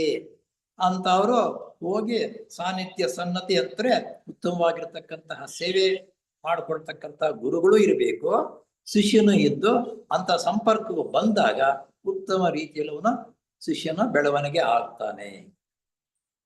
ಅಂತಹ ಬೋಧಕನು ತನ್ನ ದೇಹಗಳನ್ನೆಲ್ಲ ಸಮರಸಗೊಳಿಸಿಕೊಂಡು ಅವುಗಳು ಒಂದೇ ಉನ್ನತ ಮಟ್ಟದ ಶ್ರುತಿಯಲ್ಲಿ ಸ್ಪಂದಿಸುವಂತೆ ಮಾಡಿಕೊಂಡಿರುತ್ತಾನೆ. ಅಂತಹ ಸಹವಾಸದಲ್ಲಿ ಆತನ ಉನ್ನತ ಮಟ್ಟದ ಸ್ಪಂದನಗಳು ಶಿಷ್ಯರ ದೇಹಗಳ ಮೇಲೂ ಒಂದೇ ಸಮನೆ ಪ್ರಭಾವವನ್ನು ಬೀರುತ್ತಾ ಅವರ ದೇಹಗಳನ್ನು ಸಮರಸಗೊಳಿಸಿ ತನ್ನ ಉನ್ನತ ಮಟ್ಟದ ಶ್ರುತಿಗೆ ಹೂಗೊಡುವಂತೆ ಮಾಡುತ್ತಾರೆ. ಇಲ್ಲಿ ನೋಡಿ, ನಮ್ಗೆ ಇಂದಿನ ಪುರಾಣಗಳಲ್ಲಿ ಗೊತ್ತು, ಮಹರ್ಷಿಗಳ ಆಶ್ರಮಕ್ಕೆ ಹೋದಾಗ ವೈರತ್ವ ಅಂತಕ್ಕಂಥದ್ದು ಇರಲ್ಲ. ಯಾಕಂದ್ರೆ ಆ ವಾತಾವರಣವೇ ಆ ರೀತಿ ಸೌಮ್ಯವಾಗಿರ್ತಕ್ಕಂಥ ವಾತಾವರಣ ಆಗುತ್ತೆ. ಒಬ್ಬರಿಗೊಬ್ಬರು ನೋಡಿದ್ರೆ ವೈರತ್ವ ಅಂತಕ್ಕಂಥದ್ದು ಇರುವುದೇ ಇಲ್ಲ. ಅದೇನ್ ಹೇಳ್ತಾರ, ಮುಂಗುಸಿ ಹಾವು ಒಂದೇ ಕಡೆ ಇದ್ರು ವೈರತ್ವ ಇಲ್ಲ. ಹಸು ಸಿಂಹ ಇವು ಒಂದೇ ನೀರು ಕುಡ್ಕೊಂಡಿದ್ರು ಒಂದರ ಮೇಲೆ ಒಂದು ಬೀಳೋದಿಲ್ಲ. ಈ ರೀತಿ ಇರುತ್ತೆ ಅಂತಂದ ಮೇಲೆ ಯಾಕೆ ಪ್ರಭಾವ? ಆ ಗುರುಗಳ ಪ್ರಭಾವ. ಗುರುಗಳ ಪ್ರಭಾವ ಪೂರ್ಣವಾಗಿ ಹೊಂದಾಣಿಕೆಯಿಂದ ಭಾವದಿಂದ ಇರ್ತಾರೆ. ಆ ಕೋಪ ಉದ್ರೇಕ ಅಂತಕ್ಕಂಥದ್ದು ಅನುಗಳಲ್ಲಿ ಇರುವುದೇ ಇಲ್ಲ. ಈ ರೀತಿಯಾಗಿ ಬೇಕಾದರೆ ಬಿಡದೆ ಒಂದೇ ಸಮನೆ ಮುಂದುವರಿಯುವಂತಹ ಆತನ ಒತ್ತಾದ ಸಂಬಂಧ ಮತ್ತು ಆತನ ಮೇಲ್ಮಟ್ಟ ಶ್ರುತಿಗೆ ಓಗುಡಬಲ್ಲಂತಹ ಸಂಸ್ಕಾರವನ್ನು ಶಿಷ್ಯರಿಗೆ ಮಾತ್ರ ಸಾಧ್ಯ. ಆದರೆ ಆ ಶಿಷ್ಯನಲ್ಲಿನೂ ಸಮೇತ ಆ ಸಂಸ್ಕಾರ ಅಂತ ಅನ್ನೋದು ಹಿಂದಿನ ಜನ್ಮದಿಂದ ಬಂದಿರಬೇಕು. ಏಕದಮ್ನ ಒಂದೇ ಜನ್ಮದಲ್ಲಿ ಬರಲ್ಲ. ಆ ಸಂಸ್ಕಾರ ಹಿಂದಿನ ಜನ್ಮದಿಂದ ಬಂದಿದ್ದರೆ ಅಂತವನು ಅಂತ ಗುರುಗಳ ಕಡೆ ಸಾನ್ನಿಧ್ಯದಲ್ಲಿ ಸೇರಿದಾಗ ಅವನು ಅಭಿವೃದ್ಧಿ ಆಗ್ತಾನೆ. ಎಲ್ಲರೂ ಎಂದರೆ ಆ ವಿಧವಾದ ಸಂಸ್ಕಾರವಿಲ್ಲದವರಿಗೆ ಆ ರೀತಿ ಮೇಲ್ಕಂಡಂತೆ ಪ್ರಯೋಜನ ಹೊಂದಲು ಸಾಧ್ಯವಿಲ್ಲ. ಆ ಸಂಸ್ಕಾರ ಇಲ್ಲದೆ ಇರ್ತಕ್ಕಂಥ ಶಿಷ್ಯನು ಹೋದರೆ ಕೆಲವೇ ದಿವಸ ಇರ್ತಾನೆ, ಓಡಿ ಬಂದ್ಬಿಡ್ತಾನೆ, ಸಾಧ್ಯವೇ ಇಲ್ಲ. ಅನೇಕ ಬೋಧಕರು ಈ ರೀತಿ ಪರಿವರ್ತನೆ ಹೊಂದಿದಂತವರಿಗೆ ತಮ್ಮ ಗುಪ್ತ ವಿದ್ಯಾ ಮಾರ್ಗಕ್ಕೆ ಸಂಬಂಧಪಟ್ಟ ಉಪದೇಶವನ್ನು ಕೊಡಲು ಮುಂದೆ ಬರುವುದಿಲ್ಲ. ಯಾಕಂದ್ರೆ ಶಿಷ್ಯರು ಕೆಲವು ದಿವಸ ಅವರ ನಡೆ ನುಡಿ, ಅವರ ಆಚಾರ ವಿಚಾರ, ಅವನ ಭಕ್ತಿ, ಅವನಿಗೆ ಆಸಕ್ತಿ ಶ್ರದ್ಧೆ ಎಷ್ಟಿದೆ ಏನು ಅನ್ನೋದನ್ನ ತಿಳ್ಕೊಳ್ಳುವ ತನಕ ಗುರುಗಳಾಗಿರ್ತಕ್ಕಂಥವರು ಗುಪ್ತ ವಿದ್ಯೆಯನ್ನು ಅವರಿಗೆ ಬೋಧಿಸುವುದಿಲ್ಲ. ಅವನ ನಡೆ ನುಡಿ ವ್ಯವಸ್ಥೆ ವ್ಯವಹಾರ ಹೇಗಿದೆ ಅಂತ ಅನ್ನೋದನ್ನು ಅರ್ಥ ಮಾಡ್ಕೋಬೇಕು. ಅವನ ಜೀವನ ಸಾತ್ವಿಕ ಜೀವನ ನಡೆಸ್ತಾ ಇರತಕ್ಕಂಥದ್ದನ್ನ ಕಲ್ತ್ಕೋಬೇಕು. ಆಗ ಗುಪ್ತ ವಿದ್ಯೆ ಬೋಧನೆ ಮಾಡಿದಾಗ ಅದು ಸಾರ್ಥಕವಾಗುತ್ತದೆ, ಪರಿವರ್ತನೆ ಆಗ್ತಾರೆ. ಏಕೆಂದರೆ ಆ ಮೂಲಕ ಅಂತಹವರನ್ನ ಹೆಚ್ಚು ಅಪಾಯಕ್ಕೆ ಗುರಿ ಮಾಡಿದಂತೆ ಆಗುತ್ತದೆ. ಇನ್ನೊಂದು, ಅಂತ ಇಂಥ ಶಿಷ್ಯರಿಗೆ ಎಲ್ಲರಿಗೂ ಆ ಗುಪ್ತ ವಿದ್ಯೆಯನ್ನು ಬೋಧನೆ ಮಾಡಿದ್ರೆ ಕೆಟ್ಟ ಪರಿಣಾಮ ಬೀರುತ್ತಂತೆ. ಹೇಗಪ್ಪ ಅಂತಾರೆ, ಉತ್ತಮವಾಗಿರತಕ್ಕಂಥ ವಿಷಯಗಳನ್ನು ಹೇಳಿದಾಗ ನಿನ್ನ ಒಳಗಡೆ ಎಂತ ಕಸ್ಮಲವಾಗಿರತಕ್ಕಂಥದ್ದಾಗ್ಲಿ ಒಳ್ಳೇದು ಎರಡು ಗುಣಗಳು ಇರುತ್ತೆ. ಆ ಬೋಧನೆ ಮಾಡಿದಾಗ ನಿನ್ನಲ್ಲಿ ಕೆಟ್ಟ ಗುಣಗಳೇ ಜಾಸ್ತಿ ಬೆಳವಣಿಗೆ ಆಗುತ್ತೆ. ಆವಾಗ ನೀನು ಇನ್ನೂ ಕೆಟ್ಟ ಹೋಗ್ತೀಯ. ಆದ್ರಿಂದ ಹೇಗಂದ್ರೆ ಇದು ಉದಾಹರಣೆ ಹೇಳ್ತಾರೆ, ನಾವು ಹೊಲ ಗದ್ದೆಗಳನ್ನ ಬಿತ್ತನೆ ಬೀಳ್ತೀವಲ್ಲ, ಬಿತ್ತನೆ ಹಾಕಿದಾಗ ಅಲ್ಲಿ ಪೈರು ಪಚ್ಚೆಗಳ ಜೊತೆಗೆ ಹುಲ್ಲು ಬೆಳೆಯುತ್ತೆ, ಕಸನೂ ಬೆಳೆಯುತ್ತೆ. ಅದಕ್ಕೆ ನಾವು ಗೊಬ್ಬರ ಹಾಕಿದಾಗ ಏನಾಗುತ್ತೆ ಹೇಳಿ, ಎರಡು ಅದು ಬರುತ್ತೆ ಇದು ಬರುತ್ತೆ, ಎರಡು ಸೌಮ್ಯವಾಗಿ ಬರುತ್ತೆ.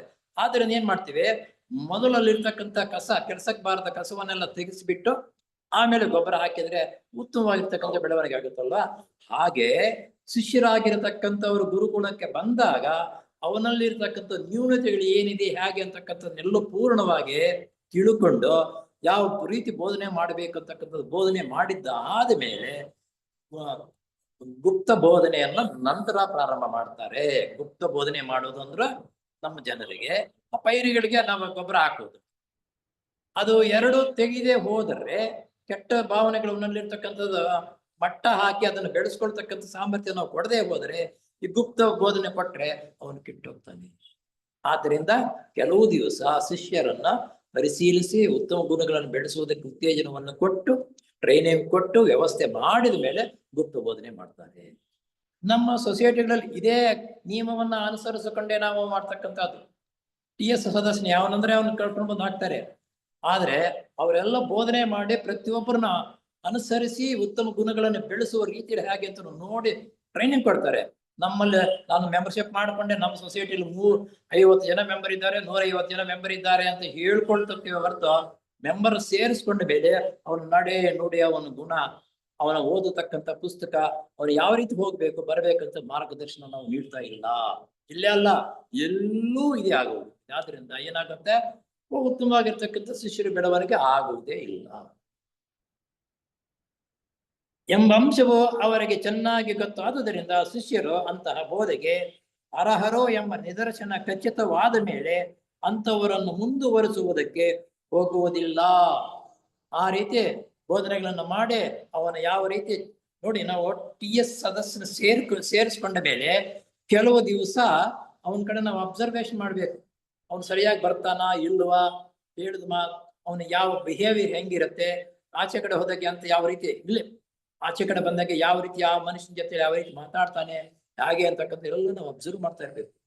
ಅವ್ನು ಗೊತ್ತಾಗದೆ ಅಬ್ಸರ್ವ್ ಮಾಡಿ ಅವನು ಗೊತ್ತಾಗದಿರನ್ನ ನಾವು ತಿದ್ದಬೇಕಿಲ್ಲಪ್ಪ, ಇಂಥ ಪುಸ್ತಕ ಓದಿ ಬೆಳಗ್ಗೆ ಇಷ್ಟೊತ್ತು ಎದ್ದೇಳ್ಬೇಕು, ಆಮೇಲೆ ಈ ರೀತಿ ಧ್ಯಾನ ಮಾಡ್ಬೇಕು, ಪುಸ್ತಕವನ್ನು ಓದ್ಬೇಕು, ಕೈಯಲ್ಲಿ ಸಾಧ್ಯವಾದಷ್ಟು ಬೇರೆಯವ್ರಿಗೆ ನಾವು ಸಹಾಯ ಮಾಡೋದನ್ನ ಈ ರೀತಿ ಸಣ್ಣದಾಗಿ ಹಂತವಾಗಿ ನಾವು ಬೆಳೆಸ್ಬೇಕು. ಬೆಳೆಸಿದ್ದು ಆದ್ಮೇಲೆ 3-4 ವರ್ಷ ನೋಡಿ ಅವನ ಉನ್ನತ ಅಂದ್ರೆ ಸೀಕ್ರೆಟ್ ಆಗಿರ್ತಕ್ಕಂಥ ವಿಷಯವನ್ನ ಬೋಧನೆ ಮಾಡಬಹುದು. ಅದುವರೆಗೂ ಮಾಡಿದ್ರೆ ಹೆಚ್ಚು ಕಡಿಮೆ ಆಗ್ತಾನೆ. ಅವನು ಹೆಚ್ಚು ಕಡಿಮೆ ಆಗ್ತಾನೆ, ಸೊಸೈಟಿಗಳು ಬಿದ್ದೋಗ್ತಾನೆ. ಇಂತಹ ಸನ್ನಿವೇಶಕ್ಕಿಂತಲೂ ನಮ್ಮ ಸಮಾಜ ಹಿಂದಿರುವ ಜೀವನ್ಮುಕ್ತ ಮಹಾತ್ಮರು ಆರಿಸುವಂತಹ ಶಿಷ್ಯರಿಗೆ 1,000 ಪಾಲು ಹೆಚ್ಚು ಪ್ರಯೋಜನವಾಗುತ್ತದೆ. ನೋಡು, ನಾನು ಹೇಳಿದ್ನಲ್ಲ, ಇವಾಗ ನಮ್ಮ ಸೊಸೈಟಿಯಲ್ಲಿ ಸದಸ್ಯನನ್ನ ಆಯ್ಕೆ ಮಾಡಿಕೊಂಡ ಮೇಲೆ ನಾವು ಅವನ ಕಡೆ ಗಮನ ಬಿಟ್ಟು ಅವನ ಪುರೋಭಿವೃದ್ಧಿ ಯಾವ ರೀತಿ ಆಗ್ತಾ ಇದೆ, ಅದಕ್ಕೆ ನ್ಯೂನತೆಗಳು ಏನು, ಈ ನ್ಯೂನತೆಗಳನ್ನು ನಾವು ಇಂಡೈರೆಕ್ಟ್ ಆಗಿ ಅವನು ಗೊತ್ತಿಲ್ಲದಿರ ಅಬ್ಸರ್ವ್ ಮಾಡ್ಬೇಕು. ಅಬ್ಸರ್ವ್ ಮಾಡಿದ್ದ ಆದ್ಮೇಲೆ ನಾವು ವಿಧೇಯತೆ ಅಥವಾ ವಿಧೇಯತೆ ಅಂದ್ರೆ ಅವನಿಗೆ ವಿಧೀನಾಗಲ್ಲ, ನೈಸಾಗಿ ಅವನನ್ನ ಪರಿವರ್ತನೆ ಮಾಡುವಂತ ಸಾಮರ್ಥ್ಯ ಬೆಳೆಸ್ಬೇಕು ನಾವು ಅವನಲ್ಲಿ. ಈ ರೀತಿ ಮಾಡಿ 3-4 ವರ್ಷ ಆದ್ಮೇಲೆ ಅವನು ಉನ್ನತ ವಿಷಯವನ್ನು ತಿಳಿಸುವುದಕ್ಕಾಗಿ ಪ್ರಯತ್ನ ಪಟ್ರೆ ಉತ್ತಮನಾಗ್ತಾನೆ. ಆದ್ರಿಂದ ನಾವು ಇಂಥ ಕೆಲಸಗಳನ್ನು ಎಲ್ಲಿ ಮಾಡ್ತಾ ಇದ್ದೀವಿ? ಎಲ್ಲಾದ್ರೂ ಇದೆಯಾ? ಹೋಗ್ಲಿ. ಹಿಂದಿನವರು ಎಷ್ಟು ಮುತುವರ್ಜಿಯಿಂದ ಮಾಡ್ತಾ ಇದ್ರು, ಅಷ್ಟೊಂದು ಮುತುವರ್ಜಿಯಿಂದ ಮಾಡ್ತಾ ಇದ್ರು. ಇವಾಗ ಎಲ್ಲವೂ ಕಡಿಮೆ ಆಗ್ತಾ ಇದೆ. ಸ್ವೀಕೃತ ಶಿಷ್ಯತ್ವವೆಂದರೆ ಇಂತಹ ಉನ್ನತ ಮಟ್ಟದ್ದು. ಸ್ವೀಕೃತ ಶಿಷ್ಯ ಅಂತಂದ್ರೆ ಈ ರೀತಿ ನಾವು ಟ್ರೈನಿಂಗ್ ಕೊಟ್ಟು ಅವನು ಉನ್ನತ ಮಟ್ಟಕ್ಕೆ ಬೆಳೆಸಿದ್ದೇ ಅವನು ಉತ್ತಮನಾಗ್ತಾನೆ ಅಂತಂದಾಗ ಅವನು ಸ್ವೀಕೃತ ಶಿಷ್ಯನಾಗ್ತಾನೆ. ಅಂದ್ರೆ ನಮಗ್ ಗೊತ್ತಾದಂಗೆ ಮಾಮೂಲಿಯಾಗಿ ಆದ್ಮೇಲೆ ಎಸ್ ಶಾಲೆಗೆ ಸೇರಿಸ್ಕೋಬಹುದಪ್ಪ ಅಂತ ನಾವು ಮಾಡೋದು. ಇದನ್ನೇ ಆ ಮೇಲ್ಗಡೆ ಮಟ್ಟದಲ್ಲಿ ಏನಿದೆಯೋ ಅದನ್ನ ಈ ಕೆಳಮಟ್ಟದಿಂದ ನಾವು ಟ್ರೈನಿಂಗ್ ಕೊಡಬೇಕು ಅನ್ನೋದಕ್ಕಾಗಿ ಸೊಸೈಟಿ ಸ್ಥಾಪನೆ ಮಾಡಿರೋದು. ಆತನ ಮೂಲಕ ಮಹಾತ್ಮರ ಸ್ಥೈರ್ಯ ಮೊದಲಾದ ಶಕ್ತಿಗಳು ಸದಾ ಹೊರಹೊಮ್ಮುತ್ತಲೇ ಇರುತ್ತವೆ.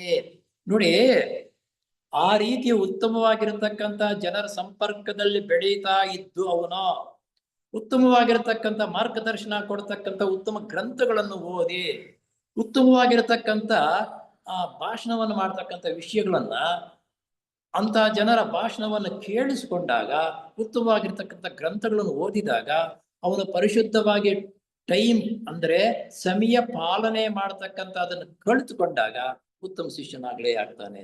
ಇವೆಲ್ಲ ಯಾರದು ಹೊಣೆಗಾರಿಕೆ?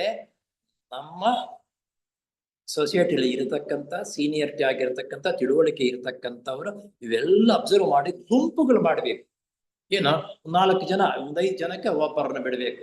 ಏನಪ್ಪ, ಇವರ ಯೋಗಕ್ಷೇಮ ನೀನು ನೋಡ್ಕೋ. ಅವ್ರು ಗೊತ್ತಾಗಿದ್ರೆ ವ್ಯವಸ್ಥೆ ಮಾಡ್ಬೇಕಿದು. ಪಾಠಶಾಲೆಗಳಲ್ಲಿ ನೀವು 5 ಜನನಪ್ಪ ನಿಮ್ಗೆ ಲೀಡರ್ ಇಂಥವ್ರು ಅಂತ ಹೇಳ್ತೀವಿ, ಹಾಗಲ್ಲ. ಇಲ್ಲಿ ಮೊದಲೇ ಮಾಡಿಸಿ ಕೊಡಿಸಿ ಇಂಥ ಪುಸ್ತಕ ಇವರಿಗೆ ಸೀಕ್ರೆಟ್ ಆಗಿ ಹೇಳ್ಬೇಕು ಯಾರೋ ಲೀಡರ್ ಆಗಿರ್ತಕ್ಕಂಥವ್ರು. 5 ಜನಕ್ಕೆ ಒಬ್ಬೊಬ್ಬರು ಮಾಡಿ 25 ಜನ ಸಾಕ್ರಿ ಒಂದು ವರ್ಷಕ್ಕೆ. ಯಾಕೆ ಒಬ್ಬೊಬ್ಬನಾಗಿ ಒಂದೊಂದು ರೀತಿಯಲ್ಲಿ ಮಾಡ್ತಕ್ಕಂಥದ್ದು ಮಾಡ್ತಾ ಇದ್ದರೆ 1 ವರ್ಷದಲ್ಲಿ 25 ಜನ ಅಭಿವೃದ್ಧಿ ಆದ್ರೆ ಮುಂದಿನ ವರ್ಷಕ್ಕೆ ಎಷ್ಟು ಜನ ಮಾಡಿಸ್ಬೋದು? ಈ ರೀತಿ ಟ್ರೈನಿಂಗ್ ಕೊಡಬೇಕು ಅನ್ನೋ ಉದ್ದೇಶದಿಂದಲೇ ಮಹಾತ್ಮರು ಇಂತಹ ಸೊಸೈಟಿಗಳನ್ನ ಸ್ಥಾಪನೆ ಮಾಡಿರುವುದು. ಇದು ಅಂತರಂಗ ಸರ್ಕಾರದಲ್ಲಿ ಯಾವ ರೀತಿ ಆಗುತ್ತೆ ಅಂತ ಅನ್ನೋದು ವಿವರಣೆಯಲ್ಲಿ ಕೊಟ್ಟಿದ್ದಾರೆ. ಅದೇ ರೀತಿನೇ ಇಲ್ಲೂ ಆಗ್ಬೇಕಾಗಿರುವುದು. ಪ್ರಜ್ಞೆಗೆ ಒಂದು ಕೇಂದ್ರದಂತೆ ಇರುತ್ತಾನೆ. ಆತನ ಮೂಲಕ ಮಹಾತ್ಮರ ಸ್ಥೈರ್ಯ ಮೊದಲಾದ ಶಕ್ತಿಗಳು ಸದಾ ಹೊರಸೂಸುತ್ತಲೇ ಇರುತ್ತವೆ. ಅಂತ ಸಂದರ್ಭದಲ್ಲಿ ಆ ಮಹಾತ್ಮರ ಸ್ಥೈರ್ಯ, ವೀರ್ಯ, ಅವರ ತೇಜಸ್ಸು, ಆ ಮುಖಭಾವನೆ, ಆ ವ್ಯವಸ್ಥೆ ಎಲ್ಲ ಕಡೆ ಚಿಮ್ತಾ ಇರೋದು. ಈಗ ನೋಡಿ, ನಮ್ಮಲ್ಲಿ ಹಿಂದಿನ ಕಾಲದಲ್ಲಿ ಭಾಷಣ ಮಾಡೋದಕ್ಕಾಗ್ಲಿ ಕೆಲವು ಪುಸ್ತಕಗಳು ಓದುತ್ತಾ ಇದ್ರೆ ಆ ಭಾಷಣಗಳನ್ನು ಕೇಳ್ಬಿಟ್ಟು ಅನೇಕ ಜನರು ಸದಸ್ಯರಾಗಿದ್ದಾರೆ. ಯಾಕಂದ್ರೆ ಅವರ ವರ್ಚಸ್ಸು, ಅವರ ನಡೆ ನುಡಿ ಹೆಂಗಿರುತ್ತೆ, ಅವ್ರ ಬಾಯಿಂದ ಬಂದಿರತಕ್ಕಂಥ ಮಾತುಗಳನ್ನು ನಾವು ಕೇಳಿಸ್ಕೊಂಡಾಗ ನಮ್ಮಲ್ಲಿ ಅಂತಹ ಗುಣಗಳು ಸ್ವಲ್ಪ ಇದ್ರೆ ಅದು ಬೆಳವಣಿಗೆ ಆಗುತ್ತೆ. ಬೆಳವಣಿಗೆ ಆಗಿ ನಾನು ಮೆಂಬರ್ ಆಗ್ಬೇಕು, ಆ ರೀತಿ ಮುಂದುವರಿಯಬೇಕು ಅಂತ ಪ್ರೋತ್ಸಾಹ ಸಿಗುತ್ತೆ ಅವರಿಗೆ. ಆ ಪ್ರೋತ್ಸಾಹದೊಂದಿಗೆ ಇರತಕ್ಕಂಥ ಸದಸ್ಯರಾಗಿರತಕ್ಕಂಥವ್ರು ಬೇರೆಯವರು ಅವರಿಗೆ ಉತ್ತೇಜನವನ್ನು ಕೊಟ್ಟು, ಗ್ರಂಥಗಳನ್ನು ಕೊಟ್ಟು ಓದಿಸಿ ಉತ್ತಮ ರೀತಿಯ ನಡೆ ನುಡಿಗಳು ಹೇಗಿರಬೇಕು ಅಂತಕ್ಕಂಥ ಅದನ್ನು ಬೋಧನೆ ಮಾಡ್ತಾ ಮಾಡ್ತಾ ಮಾಡ್ತಾ ಬಂದರೆ ಉತ್ತಮವಾಗಿರ್ತಕ್ಕಂಥ ಶಿಷ್ಯನ ಅವರು ಆಗ್ತಾರೆ, ಉತ್ತಮ ಸೊಸೈಟಿ ಮೆಂಬರ್ಗಳು ಆಗ್ತಾರೆ. ಆತನು ವಾಸ ಮಾಡುವ ಪ್ರಪಂಚದ ಪ್ರದೇಶಕ್ಕೆ ತುಂಬಾ ಪರಿಣಾಮಕಾರಿಯಾದ ಪ್ರಯೋಜನ ಆಗುವುದರಲ್ಲಿ ಸಂಶಯವಿಲ್ಲ.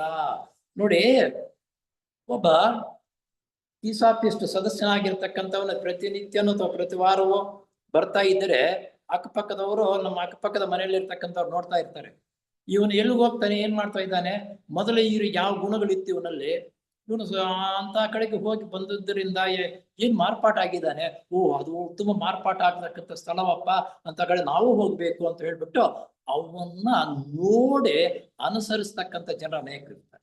ನಮ್ಮ ಬೀದಿಯಲ್ಲಿ ಅಣ್ಣ ಸೊಸೈಟಿ ಹೋಗ್ತಾ ಇದ್ದಾರೆ, ಅದು ಇಷ್ಟೊಂದು ಬರ್ತಾರೆ. ಅದು ಇವನು ಬರೋದಿಂತ ಕಡೆಗೆ ಅವನು ಮಾಡಬಾರದ ಕೆಲಸಗಳನ್ನು ಮಾಡಿದ್ರೆ ಏನಾಗುತ್ತೆ, ಸೊಸೈಟಿಗೂ ಕೆಟ್ಟ ಹೆಸರು.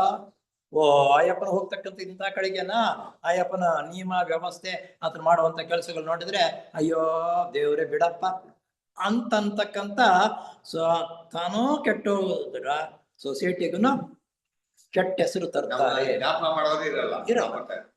ವೇಸ್ಟ್ ಮಾಡಿ ಅಂತ. ಆಮೇಲೆ ಸ್ವೀಕೃತ ಶಿಷ್ಯನ ತನ್ನ ಯೋಚನೆಗಳನ್ನು ಗುರುಗಳ ಯೋಚನೆಗಳ ಪಕ್ಕದಲ್ಲಿ ಇಟ್ಟು ಅವು ಸರಿಯೋ ತಪ್ಪೋ ಎಂಬುದನ್ನು ತಿಳಿದುಕೊಳ್ಳಬಲ್ಲ ಸೌಲಭ್ಯವನ್ನೂ ಸಹ ಪಡೆಯುತ್ತಾರೆ. ನೋಡು, ಆ ರೀತಿ ಉತ್ತಮವಾಗಿರ್ತಕ್ಕಂಥ ಶಿಷ್ಯನಾದ್ರೆ ಮಾಮೂಲಿಯಾಗಿ ನಾವು ಇಲ್ಲಿ ನೋಡ್ತಾ ಇದ್ದೀವಿ, ಕೇಳ್ತೀವಿ.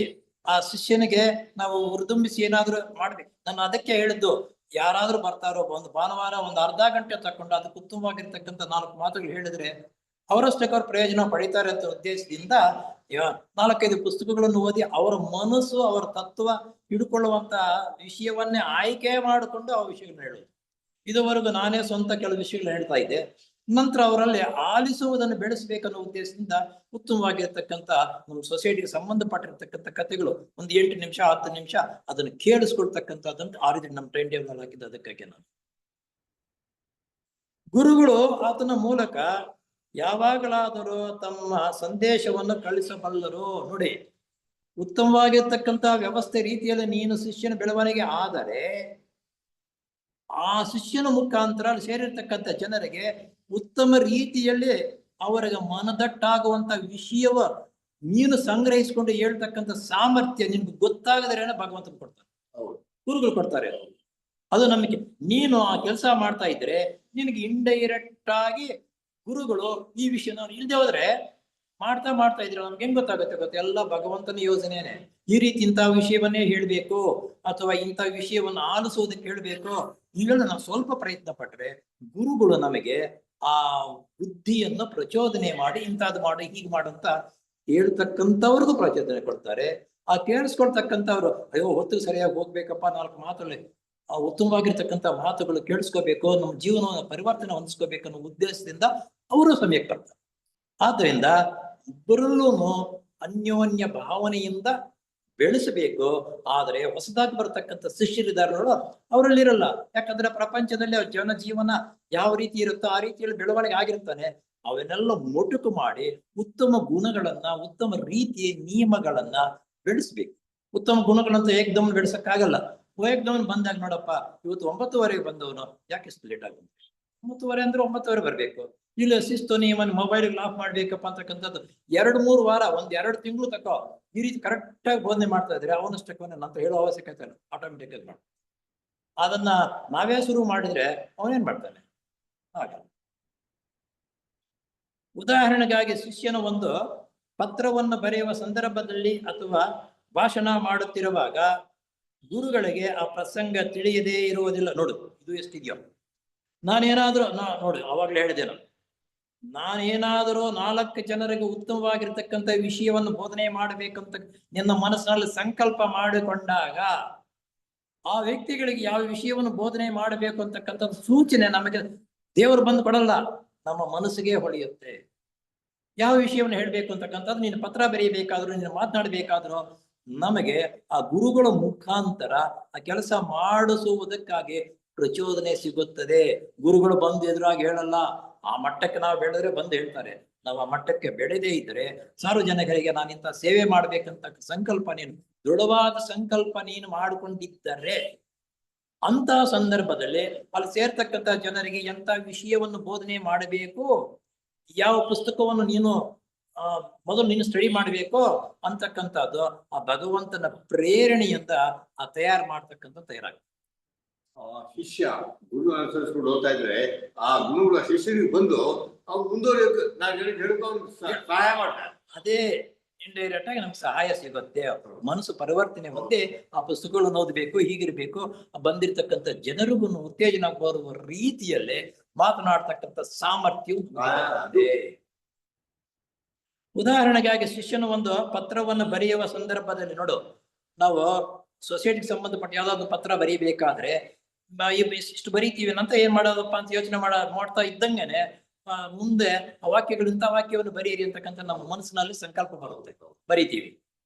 ಅಥವಾ ಭಾಷಣ ಮಾಡುವಾಗ ಗುರುಗಳಿಗೆ ಆ ಪ್ರಸಂಗ ತಿಳಿಯದೇ ಇರುವುದಿಲ್ಲ. ನೀನು ಭಾಷಣ ಮಾಡಬೇಕಾದ್ರೆ ಏನ್ ಮಾಡ್ತೀಯ ಏನು ಅಂತ ಅನ್ನೋದನ್ನ ಗುರುಗಳಿಗೂ ಗೊತ್ತಿರುತ್ತೆ. ಹೌದು, ಗುರುಗಳು ಉಪಯುಕ್ತವಾದ ಒಂದು ಸಲಹೆಯನ್ನು ಅಥವಾ ಒಂದು ಉಚಿತವಾದ ಉದಾಹರಣೆಯನ್ನು ಅವನ ಮನಸ್ಸಿಗೆ ಸ್ಫೂರಿಸುವಂತೆ ಮಾಡಬಹುದು. ಅವಾಗ ನಾವು ಅನೇಕ ಕಡೆ ಭಾಷಣವನ್ನು ಮಾಡ್ತಾ ಇರುವಾಗ, ಒಂದ್ ಕಡೆ 4 ಜನರಿಗೆ ಇಂಥ ಬೋಧನೆ ಮಾಡ್ತಾ ಇರುವಾಗ ನಾವು ಅಂದ್ಕೊಂಡೇ ಇರುವುದಿಲ್ಲ ಆ ವಾಕ್ಯಗಳನ್ನ ಹೇಳ್ಬೇಕು ಅಥವಾ ಆ ಉದಾಹರಣೆ ಹೇಳ್ಬೇಕಂತ. ಆಟೋಮೆಟಿಕ್ ಆಗಿ ಆ ಸಂದರ್ಭಕ್ಕೆ ತಕ್ಕಂತೆ ಉದಾಹರಣೆ ಬಂದ್ಬಿಡುತ್ತೆ. ಯಾಕಂದ್ರೆ ನಾನು ಮಾಡ್ತಾ ಇರುವ ಕೆಲಸ ಉತ್ತಮವಾಗಿದೆ, ಗುರುಗಳು ಸೇವೆ ಮಾಡ್ತಕ್ಕಂಥ ಸಾಮರ್ಥ್ಯ ನೀನು ಬೆಳೆಸ್ಕೋಬೇಕು, ಬೇರೆಯವ್ರನ್ನ ಬೆಳೆಸ್ಬೇಕಂತಕ್ಕಂಥ ದೃಢವಾದ ಸಂಕಲ್ಪ ನಿನಗೆ ಬಂದಾಗ ಗುರುಗಳು ಆ ರೀತಿ ನಿನಗೆ ಹುಮ್ಮಸ್ಸಾಗಿ ಕೆಲಸ ಮಾಡುವಂತ ಸಾಮರ್ಥ್ಯ ಶಕ್ತಿಯನ್ನ ಕೊಡ್ತಾರೆ. ಪ್ರಾರಂಭದ ದೆಸೆಯಲ್ಲಿ ಅಂತಹ ಸ್ಮರಣೆಯು ಗುರುಗಳಿಂದ ಬಂದಿತೆಂಬುದು ಶಿಷ್ಯನಿಗೆ ಗೊತ್ತಾಗದೆ ಅಂತಹ ಸ್ಮರಣೆಯು ತನ್ನ ಒಳಗಿನಿಂದಲೇ ಆವಿರ್ಭವಿಸುತ್ತದೆ ಎಂದು ಭಾವಿಸುತ್ತಾನೆ.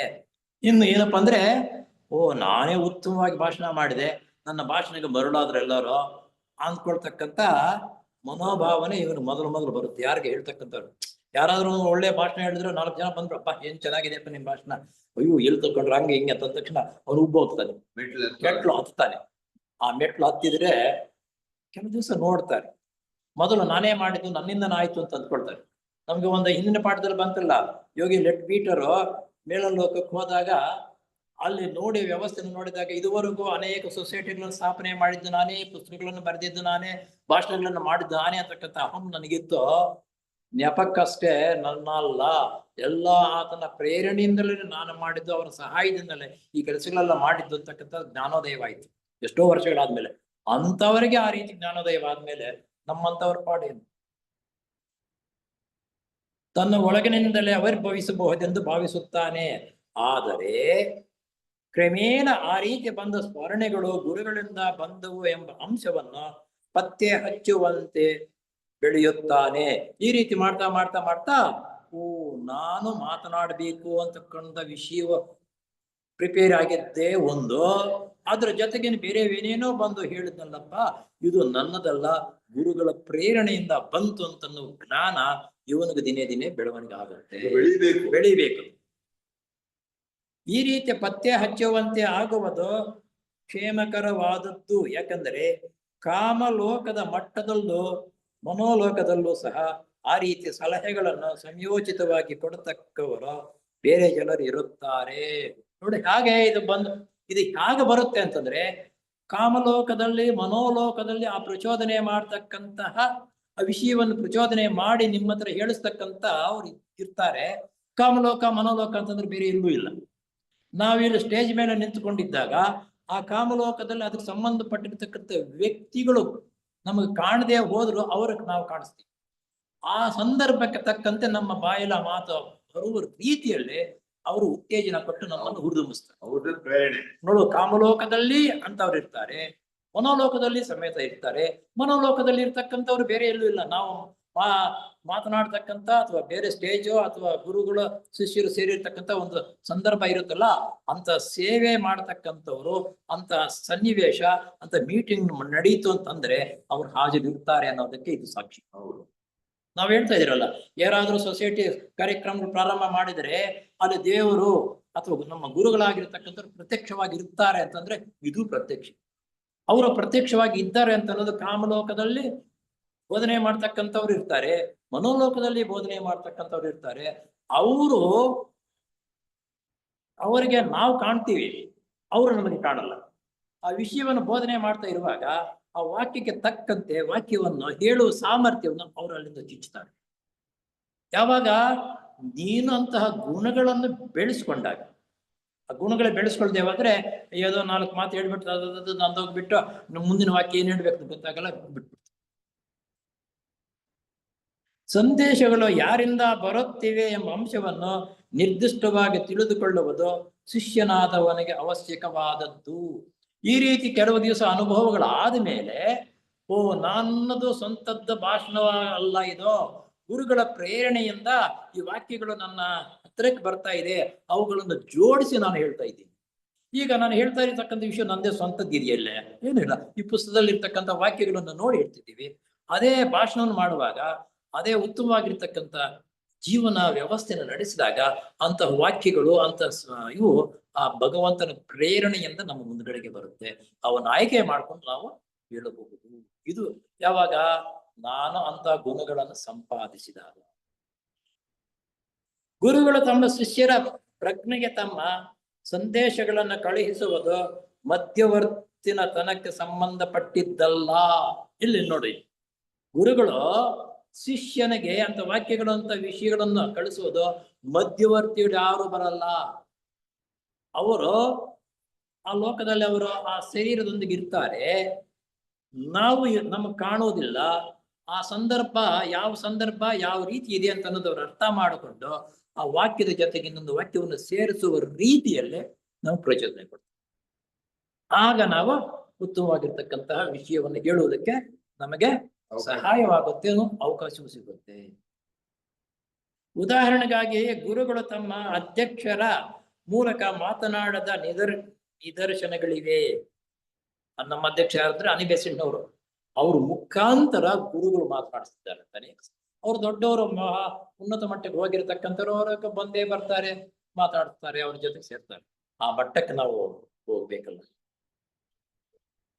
ಆ ಕಾಲದಲ್ಲಿ ಆಕೆಯ ಅಂದ್ರೆ ನೋಡು, ನಾನು ಹೇಳಿದೆ ಅದೇ ಅವ್ರದ್ದೇ ಬಂದಿದೆ. ಆಕೆಯ ಧ್ವನಿ ಮತ್ತು ಮುಖಭಾವಗಳು ಕೂಡ ಬದಲಾವಣೆ ಹೊಂದುವಂತಾಗುತ್ತವೆ. ಅನಿಬೆಸೆಂಟು ಅದಕ್ಕೆ ಹೇಳಿದ್ದು. ಅನಿಬೆಸೆಂಟು ಅತ್ಯಂತ ಉತ್ತಮವಾಗಿರ್ತಕ್ಕಂಥ ಭಾಷಣಕಾರರು, ಭಾಷಣ ಚೆನ್ನಾಗಿ ಮಾಡ್ತಾರೆ ಅಂತಂದ್ರೆ ಅವ್ರಿಗಿದೆ.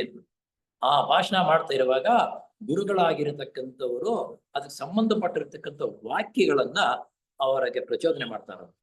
ಆ ವಾಕ್ಯಗಳನ್ನು ಪ್ರಚೋದನೆ ಮಾಡಿ ಅವರು ಹೇಳುವುದಲ್ಲದಿರ ಅನೇಕ ಸಲ ಅವರ ದೇಹದೊಂದಿಗೆ ಗುರುಗಳು ಸೇರಿಕೊಂಡು ಉತ್ತಮವಾಗಿರತಕ್ಕಂಥ ವಿಷಯವನ್ನು ಬೋಧನೆ ಮಾಡ್ತಾರೆ. ಅನಿಬೆಸೆಂಟು ನನ್ನ ಜೊತೆಗೆ ಈಗ ಮಹಾತ್ಮರು ಸೇರಿಕೊಂಡು ಈ ವಿಷಯಗಳನ್ನು ಹೇಳಿಸ್ತಾ ಇದ್ದಾರೆ ಅಂತ ಅನ್ನೋದು ಆಯನ್ನ ಗ್ರಹಿಸಿಕೊಂಡು ಆ ವಿಷಯಗಳನ್ನು ಅವರು ಸ್ವಂತಹ ಅರ್ಥ ಮಾಡ್ಕೊಳ್ತಾ ಇದ್ರು. ಅವರೇ ಮಾತಾಡ್ತಾ ಇರೋದು ಎಲ್ಲರೇ ಆಡಿಯನ್ಸ್ ನೋಡೋವರಿಗೆ. ಆದರೆ ಆಯಮ್ಮನ ಗೊತ್ತು ಮಾತಾಡ್ತಾ ಇರ್ತಕ್ಕಂಥ ಗುರುಗಳು ಏನು ಹೇಳ್ತಾ ಇದ್ದಾರೆ ಅಂತಕ್ಕಂಥ ಆ ವಿಷಯವನ್ನು ಸಮೇತ ಅವರು ಗ್ರಹಿಸ್ತಾ ಇದ್ದರು. ಅಂದ್ರೆ ಎಷ್ಟು ಮೇಧಾವಿಯಾಗಿರ್ಬೇಕು.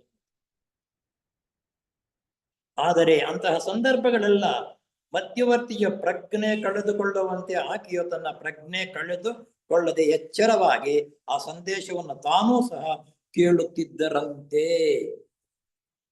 ಬೇರೆಯವ್ರಿಗಾದ್ರೆ ಸ್ವಲ್ಪ ಹೆಚ್ಚು ಕಡಿಮೆ ಆದ್ರೆ ಪ್ರಜ್ಞೆ ತಪ್ಪೋಗಿ ಬಿದ್ದೋಗ್ತಾರೆ ಅಥವಾ ಬೇರೆ ಏನೇನು ಮಾತಾಡ್ತಾರೆ. ಅವರು ಆ ಪ್ರಜ್ಞೆಯನ್ನ ತಪ್ಪೋಗದಿರ ಅದರ ಕಡೆ ಗಮನಿಸಿ ಮಹಾತ್ಮರು ಎಂತಹ ವಾಕ್ಯಗಳನ್ನು ಹೇಳ್ತಾ ಇದ್ದಾರೆ ಅಂತ ಅನ್ನೋದನ್ನ ಅವರೂ ಸಮೇತ ಗ್ರಹಿಸ್ಕೊಳ್ತಾ ಇದ್ದರು. ಆದ್ರೆ ಅಲ್ಲಿ ಸ್ವಲ್ಪ ಅನುಭವ ಆಗಿರ್ತಕ್ಕಂಥವ್ರು, ಸ್ವಲ್ಪ ಜೀವನದಲ್ಲಿ ಉತ್ತಮ ನಡತೆ ನಡ್ಕೊಳ್ತಕ್ಕಂಥವ್ರು ಗೊತ್ತಾಗ್ಬಿಡುತ್ತೆ. ಅವರ ಕಂಠ ಬೇರೆ ಚೇಂಜ್ ಆಗ್ತಕ್ಕಂಥದ್ದು, ಅವ್ರ ಮುಖ ಭಾವನೆಗಳಲ್ಲೇ ವರ್ಚಸ್ಸಾಗುತ್ತೆ. ಅವ್ರ ಕೋಪ ಬಂದಾಗ ಕೋಪದಲ್ಲಿ ಹೇಳುವಾಗ ಮಗು ಕೋಪವಾಗಿ, ಶಾಂತ ಸಮಾಧಾನ ಹೇಳುವಾಗ ಬಹಳ ಶಾಂತಿಯಿಂದ ಬರ್ತಕ್ಕಂಥ ಮುಖ ಭಾವನೆಯನ್ನು ಚೇಂಜ್ ಆಗಿ ವಾಯ್ಸ್ ಅಂದ್ರೆ ತನ್ನ ಗಂಟಲಿನಿಂದ ವಾಯ್ಸ್ ಬರ್ತಕ್ಕಂಥದ್ದು ಮೃದುವಾಗಿ ಸೌಮ್ಯವಾಗಿರ್ತಕ್ಕಂಥ ವಾಯ್ಸ್ ಬಂದಾಗ ಅವ್ರು ನೋಡಿರ್ತಕ್ಕಂಥ ಓ ಯಾರು ಇದು ಈ ರೀತಿ ಆಗ್ತಾ ಇದೆ ಅಂತ ಅರ್ಥವಾಗುತ್ತೆ. ಇವರು ಸಹಾಯ ಮಾಡ್ತಾ ಇದ್ದಾರೆ ಈಗ. ತಾನೂ ಸಹ ಕೇಳುತ್ತಿದ್ದರಂತೆ ಅಲ್ಲದೆ ಆ ರೀತಿ ಗುರುಗಳು ಮಾತನಾಡುವ ಉದ್ದೇಶವೂ ಕೂಡ ಆಕೆಗೆ ಗೊತ್ತಾಗುತ್ತಿತ್ತಂತೆ. ಏನಾಗ ಉನ್ನತ ಮಟ್ಟಕ್ಕೆ ಹೋಗಿರ್ತಕ್ಕಂಥವ್ರು ಎಲ್ಲ ಗೊತ್ತಾಗತ್ತೆ. ಅಂತವರೆಲ್ಲ ಸಹಾಯ ಇದ್ದು ಅವರನ್ನು ಬೆಳೆಸೋದಕ್ಕಾಗಿ ಅವ್ರು ಎಲ್ಲಾದ್ರೂ ಹೋಗಿ ಭಾಷಣ ಮಾಡಿದ್ರೆ ಅನೇಕ ಜನರ ಪರಿವರ್ತನೆ ಆಗ್ತಾ ಇತ್ತು. ಎಷ್ಟೋ ಜನ್ಮಗಳಿಂದ ಅವರು ಆ ಸಂಪಾದನೆ ಮಾಡ್ಕೊಂಡು ಬಂದಿದ್ದಾರೆ. ನಾವು ನಿನ್ನೆ ಮೊನ್ನೆ ಕಾಲಿಡ್ತಾ ಇದ್ದೀವಿ, ನಮ್ಮಿಂದ ಏನಾಗುತ್ತೆ ಪ್ರಭಾವ ಎಲ್ಲರ ಮೇಲೆ ಈ ರೀತಿಯಾದ ಸ್ಥಿತಿಗೂ ಮಧ್ಯವರ್ತಿಯ ಪ್ರಜ್ಞೆ ಸ್ಥಿತಿಗೂ ತುಂಬಾ ತಾರತಮ್ಯವಿರುತ್ತದೆ. ಎಷ್ಟು ತಾರತಮ್ಯವಿರುತ್ತೆ ಅಂತ. ಈ ವಿಧವಾದ ಗುರು ಶಿಷ್ಯರ ಸಂಬಂಧವು ಆಕ್ಷೇಪಣೀಯವಾದದ್ದಲ್ಲ. ಆ ರೀತಿ ಗುರು ಶಿಷ್ಯರ ಸಂಬಂಧ ಆಕ್ಷೇಪಣೆ ಪಡೆಯತಕ್ಕಂಥದ್ದಲ್ಲ. ಆ ಗುರು ಶಿಷ್ಯರ ಸಂಬಂಧ ಉತ್ತಮವಾದಾಗ ಈ ರೀತಿ ಗುರುಗಳವರಿಗೆ ನಿನಗೆ ಗೊತ್ತಿಲ್ಲದಿರನೆ ಸಹಾಯ ಮಾಡ್ತಾರೆ. ಇಂಥವ್ರು ನನ್ಗೆ ಸಹಾಯ ಮಾಡ್ತಾ ಇದ್ದಾರೆ ಅಂತ ಅನ್ನೋದು ನಾನು ಉತ್ತಮ ಬೆಳವಣಿಗೆ ಜೀವನದಲ್ಲಿ ಬಂದಿದ್ದರೆ ನಾನಲ್ಲಪ್ಪ ನನಗೆ ಗುರುಗಳಿಂದವರು ಸಹಾಯ ಮಾಡ್ತಾ ಇದ್ದಾರೆ, ಏನು ಮಾಡ್ತಾ ಇದ್ದಾರೆ, ಏನು ಹೇಳ್ತಾ ಇದ್ದಾರೆ ಅನ್ನೋ ಅದನ್ನು ಆಲಿಸ್ತಕ್ಕಂತಹ ಸನ್ನಿವೇಶ ಬರುತ್ತೆ. ಆಲಿಸ್ತಕ್ಕಂಥ ಸಾಮರ್ಥ್ಯ ಅವರಲ್ಲಿ ಬೆಳವಣಿಗೆ ಆಗಿರುತ್ತದೆ. ಈಗ ನಾವು ಹೇಳ್ತೀವಿ, ಏನೇನೋ ಹೇಳ್ಬಿಡ್ತೀವಿ ಒಂದು ಭಾಷಣ ಮಾಡುವಾಗ. ಭಾಷಣ ಹೇಳ್ಬಿಟ್ಟು ನಮ್ಮ ಮಂತ್ರ ಹೋದ್ರೆ ಏನು ಜ್ಞಾಪಕ ಏನು ಇರಲ್ಲ. ಯಾಕಂದ್ರೆ ರೆಡಿಮೇಡು ಫುಡ್ ಅದು ಎಷ್ಟೊತ್ತಿರುತ್ತೆ. ಗುರುಗಳಿಗೂ ಕೂಡ ಎಲ್ಲೋ ಕೆಲವರು ಶಿಷ್ಯರ ಮುಖಾಂತರ ಮಾತ್ರ ಆ ರೀತಿ ಮಾತನಾಡುತ್ತಿದ್ದು, ಗುರುಗಳು ಆ ರೀತಿ ಶಿಷ್ಯರ ಮೂಲಕ ಮಾತನಾಡುವ ಸಂದರ್ಭದಲ್ಲಿ ಆ ಶಿಷ್ಯರ ಪ್ರಜ್ಞೆಯು ಸ್ಥೂಲ ಮೆದುಳಿನಲ್ಲಿ ಎಂದಿನಂತೆ ಎಚ್ಚರವಾಗಿ ಕೆಲಸ ಮಾಡುತ್ತಿತ್ತೋ ಅಂತ ಮಹಾತ್ಮರಿಗೆಲ್ಲರೂ ಅವರು ಗುರುಗಳಾಗಿರ್ತಕ್ಕಂಥವ್ರು ಹೇಳ್ತಕ್ಕಂಥ ವಿಷಯವನ್ನು ತಿಳಿಸ್ಕೊಂಡು ಅವರ ಸ್ಥೂಲ ಮೆದುಳು ಅಂದ್ರೆ ಈ ಮೆದುಳಿನಲ್ಲೇ ಈ ರೀತಿ ಆಗ್ತಾ ಇದೆ ಅಂತಕ್ಕಂಥದ್ದು ಯೋಚನೆ ಮಾಡ್ತಕ್ಕಂಥ ಸಾಮರ್ಥ್ಯ ಅವರಲ್ಲಿ ಬೆಳೆದಿರುತ್ತೆ. ಆದರೆ ಆಕೆಯ ಧ್ವನಿಗೆ ಸಂಬಂಧಪಟ್ಟ ಅವಯವಗಳನ್ನು ಮಾತ್ರ ಗುರುಗಳು ಉಪಯೋಗ ಮಾಡುತ್ತಿದ್ದರೋ. ಅವಯವಗಳು ಅಂದ್ರೆ ಆ ಗುರುಗಳು ಯಾವ ರೀತಿ ಮಾತನಾಡಿಸ್ಬೇಕು, ಹೇಗಿರ್ಬೇಕು ಅಂತಕ್ಕಂಥದ್ದನ್ನು ಅವರು ಉಪಯೋಗಿಸ್ಕೊಡ್ತಾರೆ.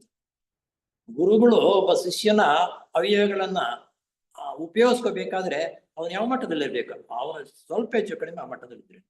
ಈಗ ಸಾಧಾರಣವಾಗಿ ನಮ್ಮ ಲೆವೆಲ್ ಅಲ್ಲಿ ಮಾತಾಡ, ನಮ್ಮ ಲೆವೆಲ್ ನಲ್ಲಿ ಇರ್ತಕ್ಕಂಥ ಮನುಷ್ಯನ ಯಾರಾದ್ರೂ ಬಂದರೆ ಅವನ ಪಕ್ಕದಲ್ಲಿ ಚೇರ್ ಹಾಕಿ ಕೂರಿಸ್ಕೊಂಡು ಯೋಗಕ್ಷೇಮ ಮಾಡಿ ನಮ್ಮ ಟೇಬಲ್ ಮೇಲೆ ಊಟ ಕೂರಿಸ್ಕೊಳ್ತೀವಿ. ಕಡಿಮೆಯವರಾದ್ರೆ ನಾವು ಕೂರಿಸ್ಕೊಳ್ತೀವ. ಹಾಗೆ ಅಂದ್ರೆ ಇಲ್ಲಿ ನಾವು ಯೋಚನೆ ಮಾಡ್ತಕ್ಕಂಥ ಕಡಿಮೆ ಜಾತಿ ಭೇದ ಅಥವಾ ಬೇರೆ ಇದ್ರಲ್ಲ, ಗುರುಗಳ ಮಟ್ಟಕ್ಕೆ ಅಂತಹ ಗುಣಗಳನ್ನು ಬೆಳೆಸಿಕೊಂಡಿರತಕ್ಕಂಥವರು ಅವರ ಸಂಪರ್ಕವೂ ಇರುತ್ತದೆ. ಆ ಗುರುಗಳ ಗುಣ ಮಟ್ಟ ಯಾವ ರೀತಿ ಇದೆಯೋ ಆ ರೀತಿ ಗುಣಗಳನ್ನು ನಾನು ಬೆಳೆಸ್ಕೊಂಡಿದ್ದಾಗ ನಿನ್ನ ಅವಯವಗಳನ್ನ ಉಪಯೋಗಿಸಿಕೊಂಡು ಅವರೇ ಸ್ವತಃ ಮಾತನಾಡ್ತಾರೆ. ಎಂತ ಮಟ್ಟಕ್ಕೆ ಹೋಗಿರ್ಬೇಕು ಅಂತ ನಾವು ಯೋಚನೆ ಮಾಡಬೇಕು. ಉಪಯೋಗವಾಗ್ತಿತ್ತು.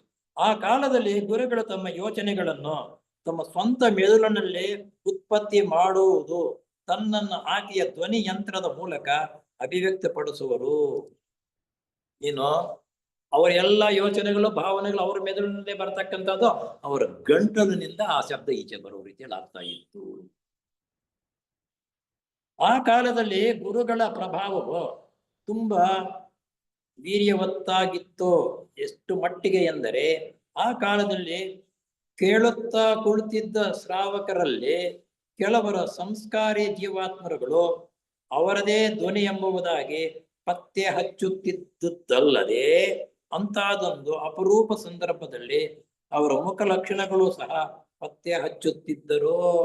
ಆಡಿಯನ್ಸ್ ನಾವು ಮೀಟಿಂಗ್ ಮಾಡಿದಾಗ ಒಂದು 60-70 ಜನ ಬಂದು ಕೂತಿರ್ತಾರೆ. ಅದರಲ್ಲಿ ಕೆಲವರು ಇವ್ರು ಏನು ಭಾಷಣ ಮಾಡ್ತಾ ಇದ್ದಾರೆ, ಯಾವ ವಿಷಯ ಹೇಳ್ತಾ ಇದ್ದಾರೆ ಅಂತ ಗ್ರಹಿಸ್ಕೊಳ್ತಕ್ಕಂಥವ್ರು ಇರ್ತಾರೆ, ಹೇಳ್ತಾ ಇದ್ದಾರೆ ಸುಮ್ಮನೆ ನಿದ್ದೆ ಹೋಗ್ತಕ್ಕಂಥವ್ರು ಇರ್ತಾರೆ. ಆಗಿನ ಕಾಲದಲ್ಲಿ ಅಂದ್ರೆ ಅಂತಹ ಉನ್ನತ ಮಟ್ಟದಲ್ಲಿ ಇರ್ತಕ್ಕಂಥವ್ರು ಭಾಷಣ ಮಾಡ್ತಾ ಇರುವಾಗ ಅವರ ಹಾವಭಾವನೆಗಳು ಯಾವ ರೀತಿ ಇದೆ, ಅವರ ವಾಕ್ಯಗಳು ಯಾವ ರೀತಿ ಜೋಡಣೆ ಮಾಡಿ ಬರ್ತಾ ಇದೆ ಅಂತಕ್ಕಂಥದ್ದನ್ನ ಅವ್ರು ಅಬ್ಸರ್ವ್ ಮಾಡ್ತಾ ಇರ್ತಕ್ಕಂಥವ್ರು, ಇವರಿಗೆ ಯಾವುದೋ ಒಂದು ಶಕ್ತಿ ಸಾಮರ್ಥ್ಯದಿಂದ ಈ ರೀತಿ ಮಾತಾಡ್ತಾ ಇದ್ದಾರೆ, ಅವರ ಭಾವನೆಗಳು ಚೇಂಜ್ ಆಗ್ತಾ ಇದೆ ಅಂತಕ್ಕಂಥದ್ದು ಕಂಡು ಹಿಡಿತಾ ಇದ್ರು. ಅಲ್ಲಿ ಆವಾಗ ಆಗಿನ ಕಾಲದಲ್ಲಿ ಅಂತವರು ಸೇರ್ತಾ ಇದ್ರು, ಅವರೆಲ್ಲ ಗುರ್ತು ಹಿಡಿತಾ ಇದ್ರು.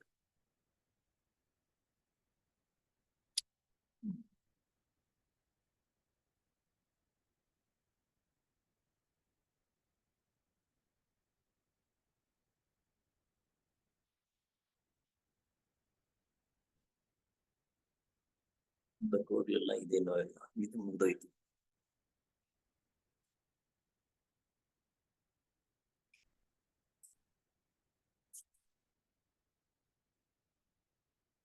ಇದನ್ನ ನಿಲ್ಸೋಣ.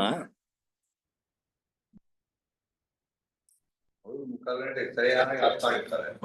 ಆಯ್ತು, 1 ಗಂಟೆ ಆಯ್ತು.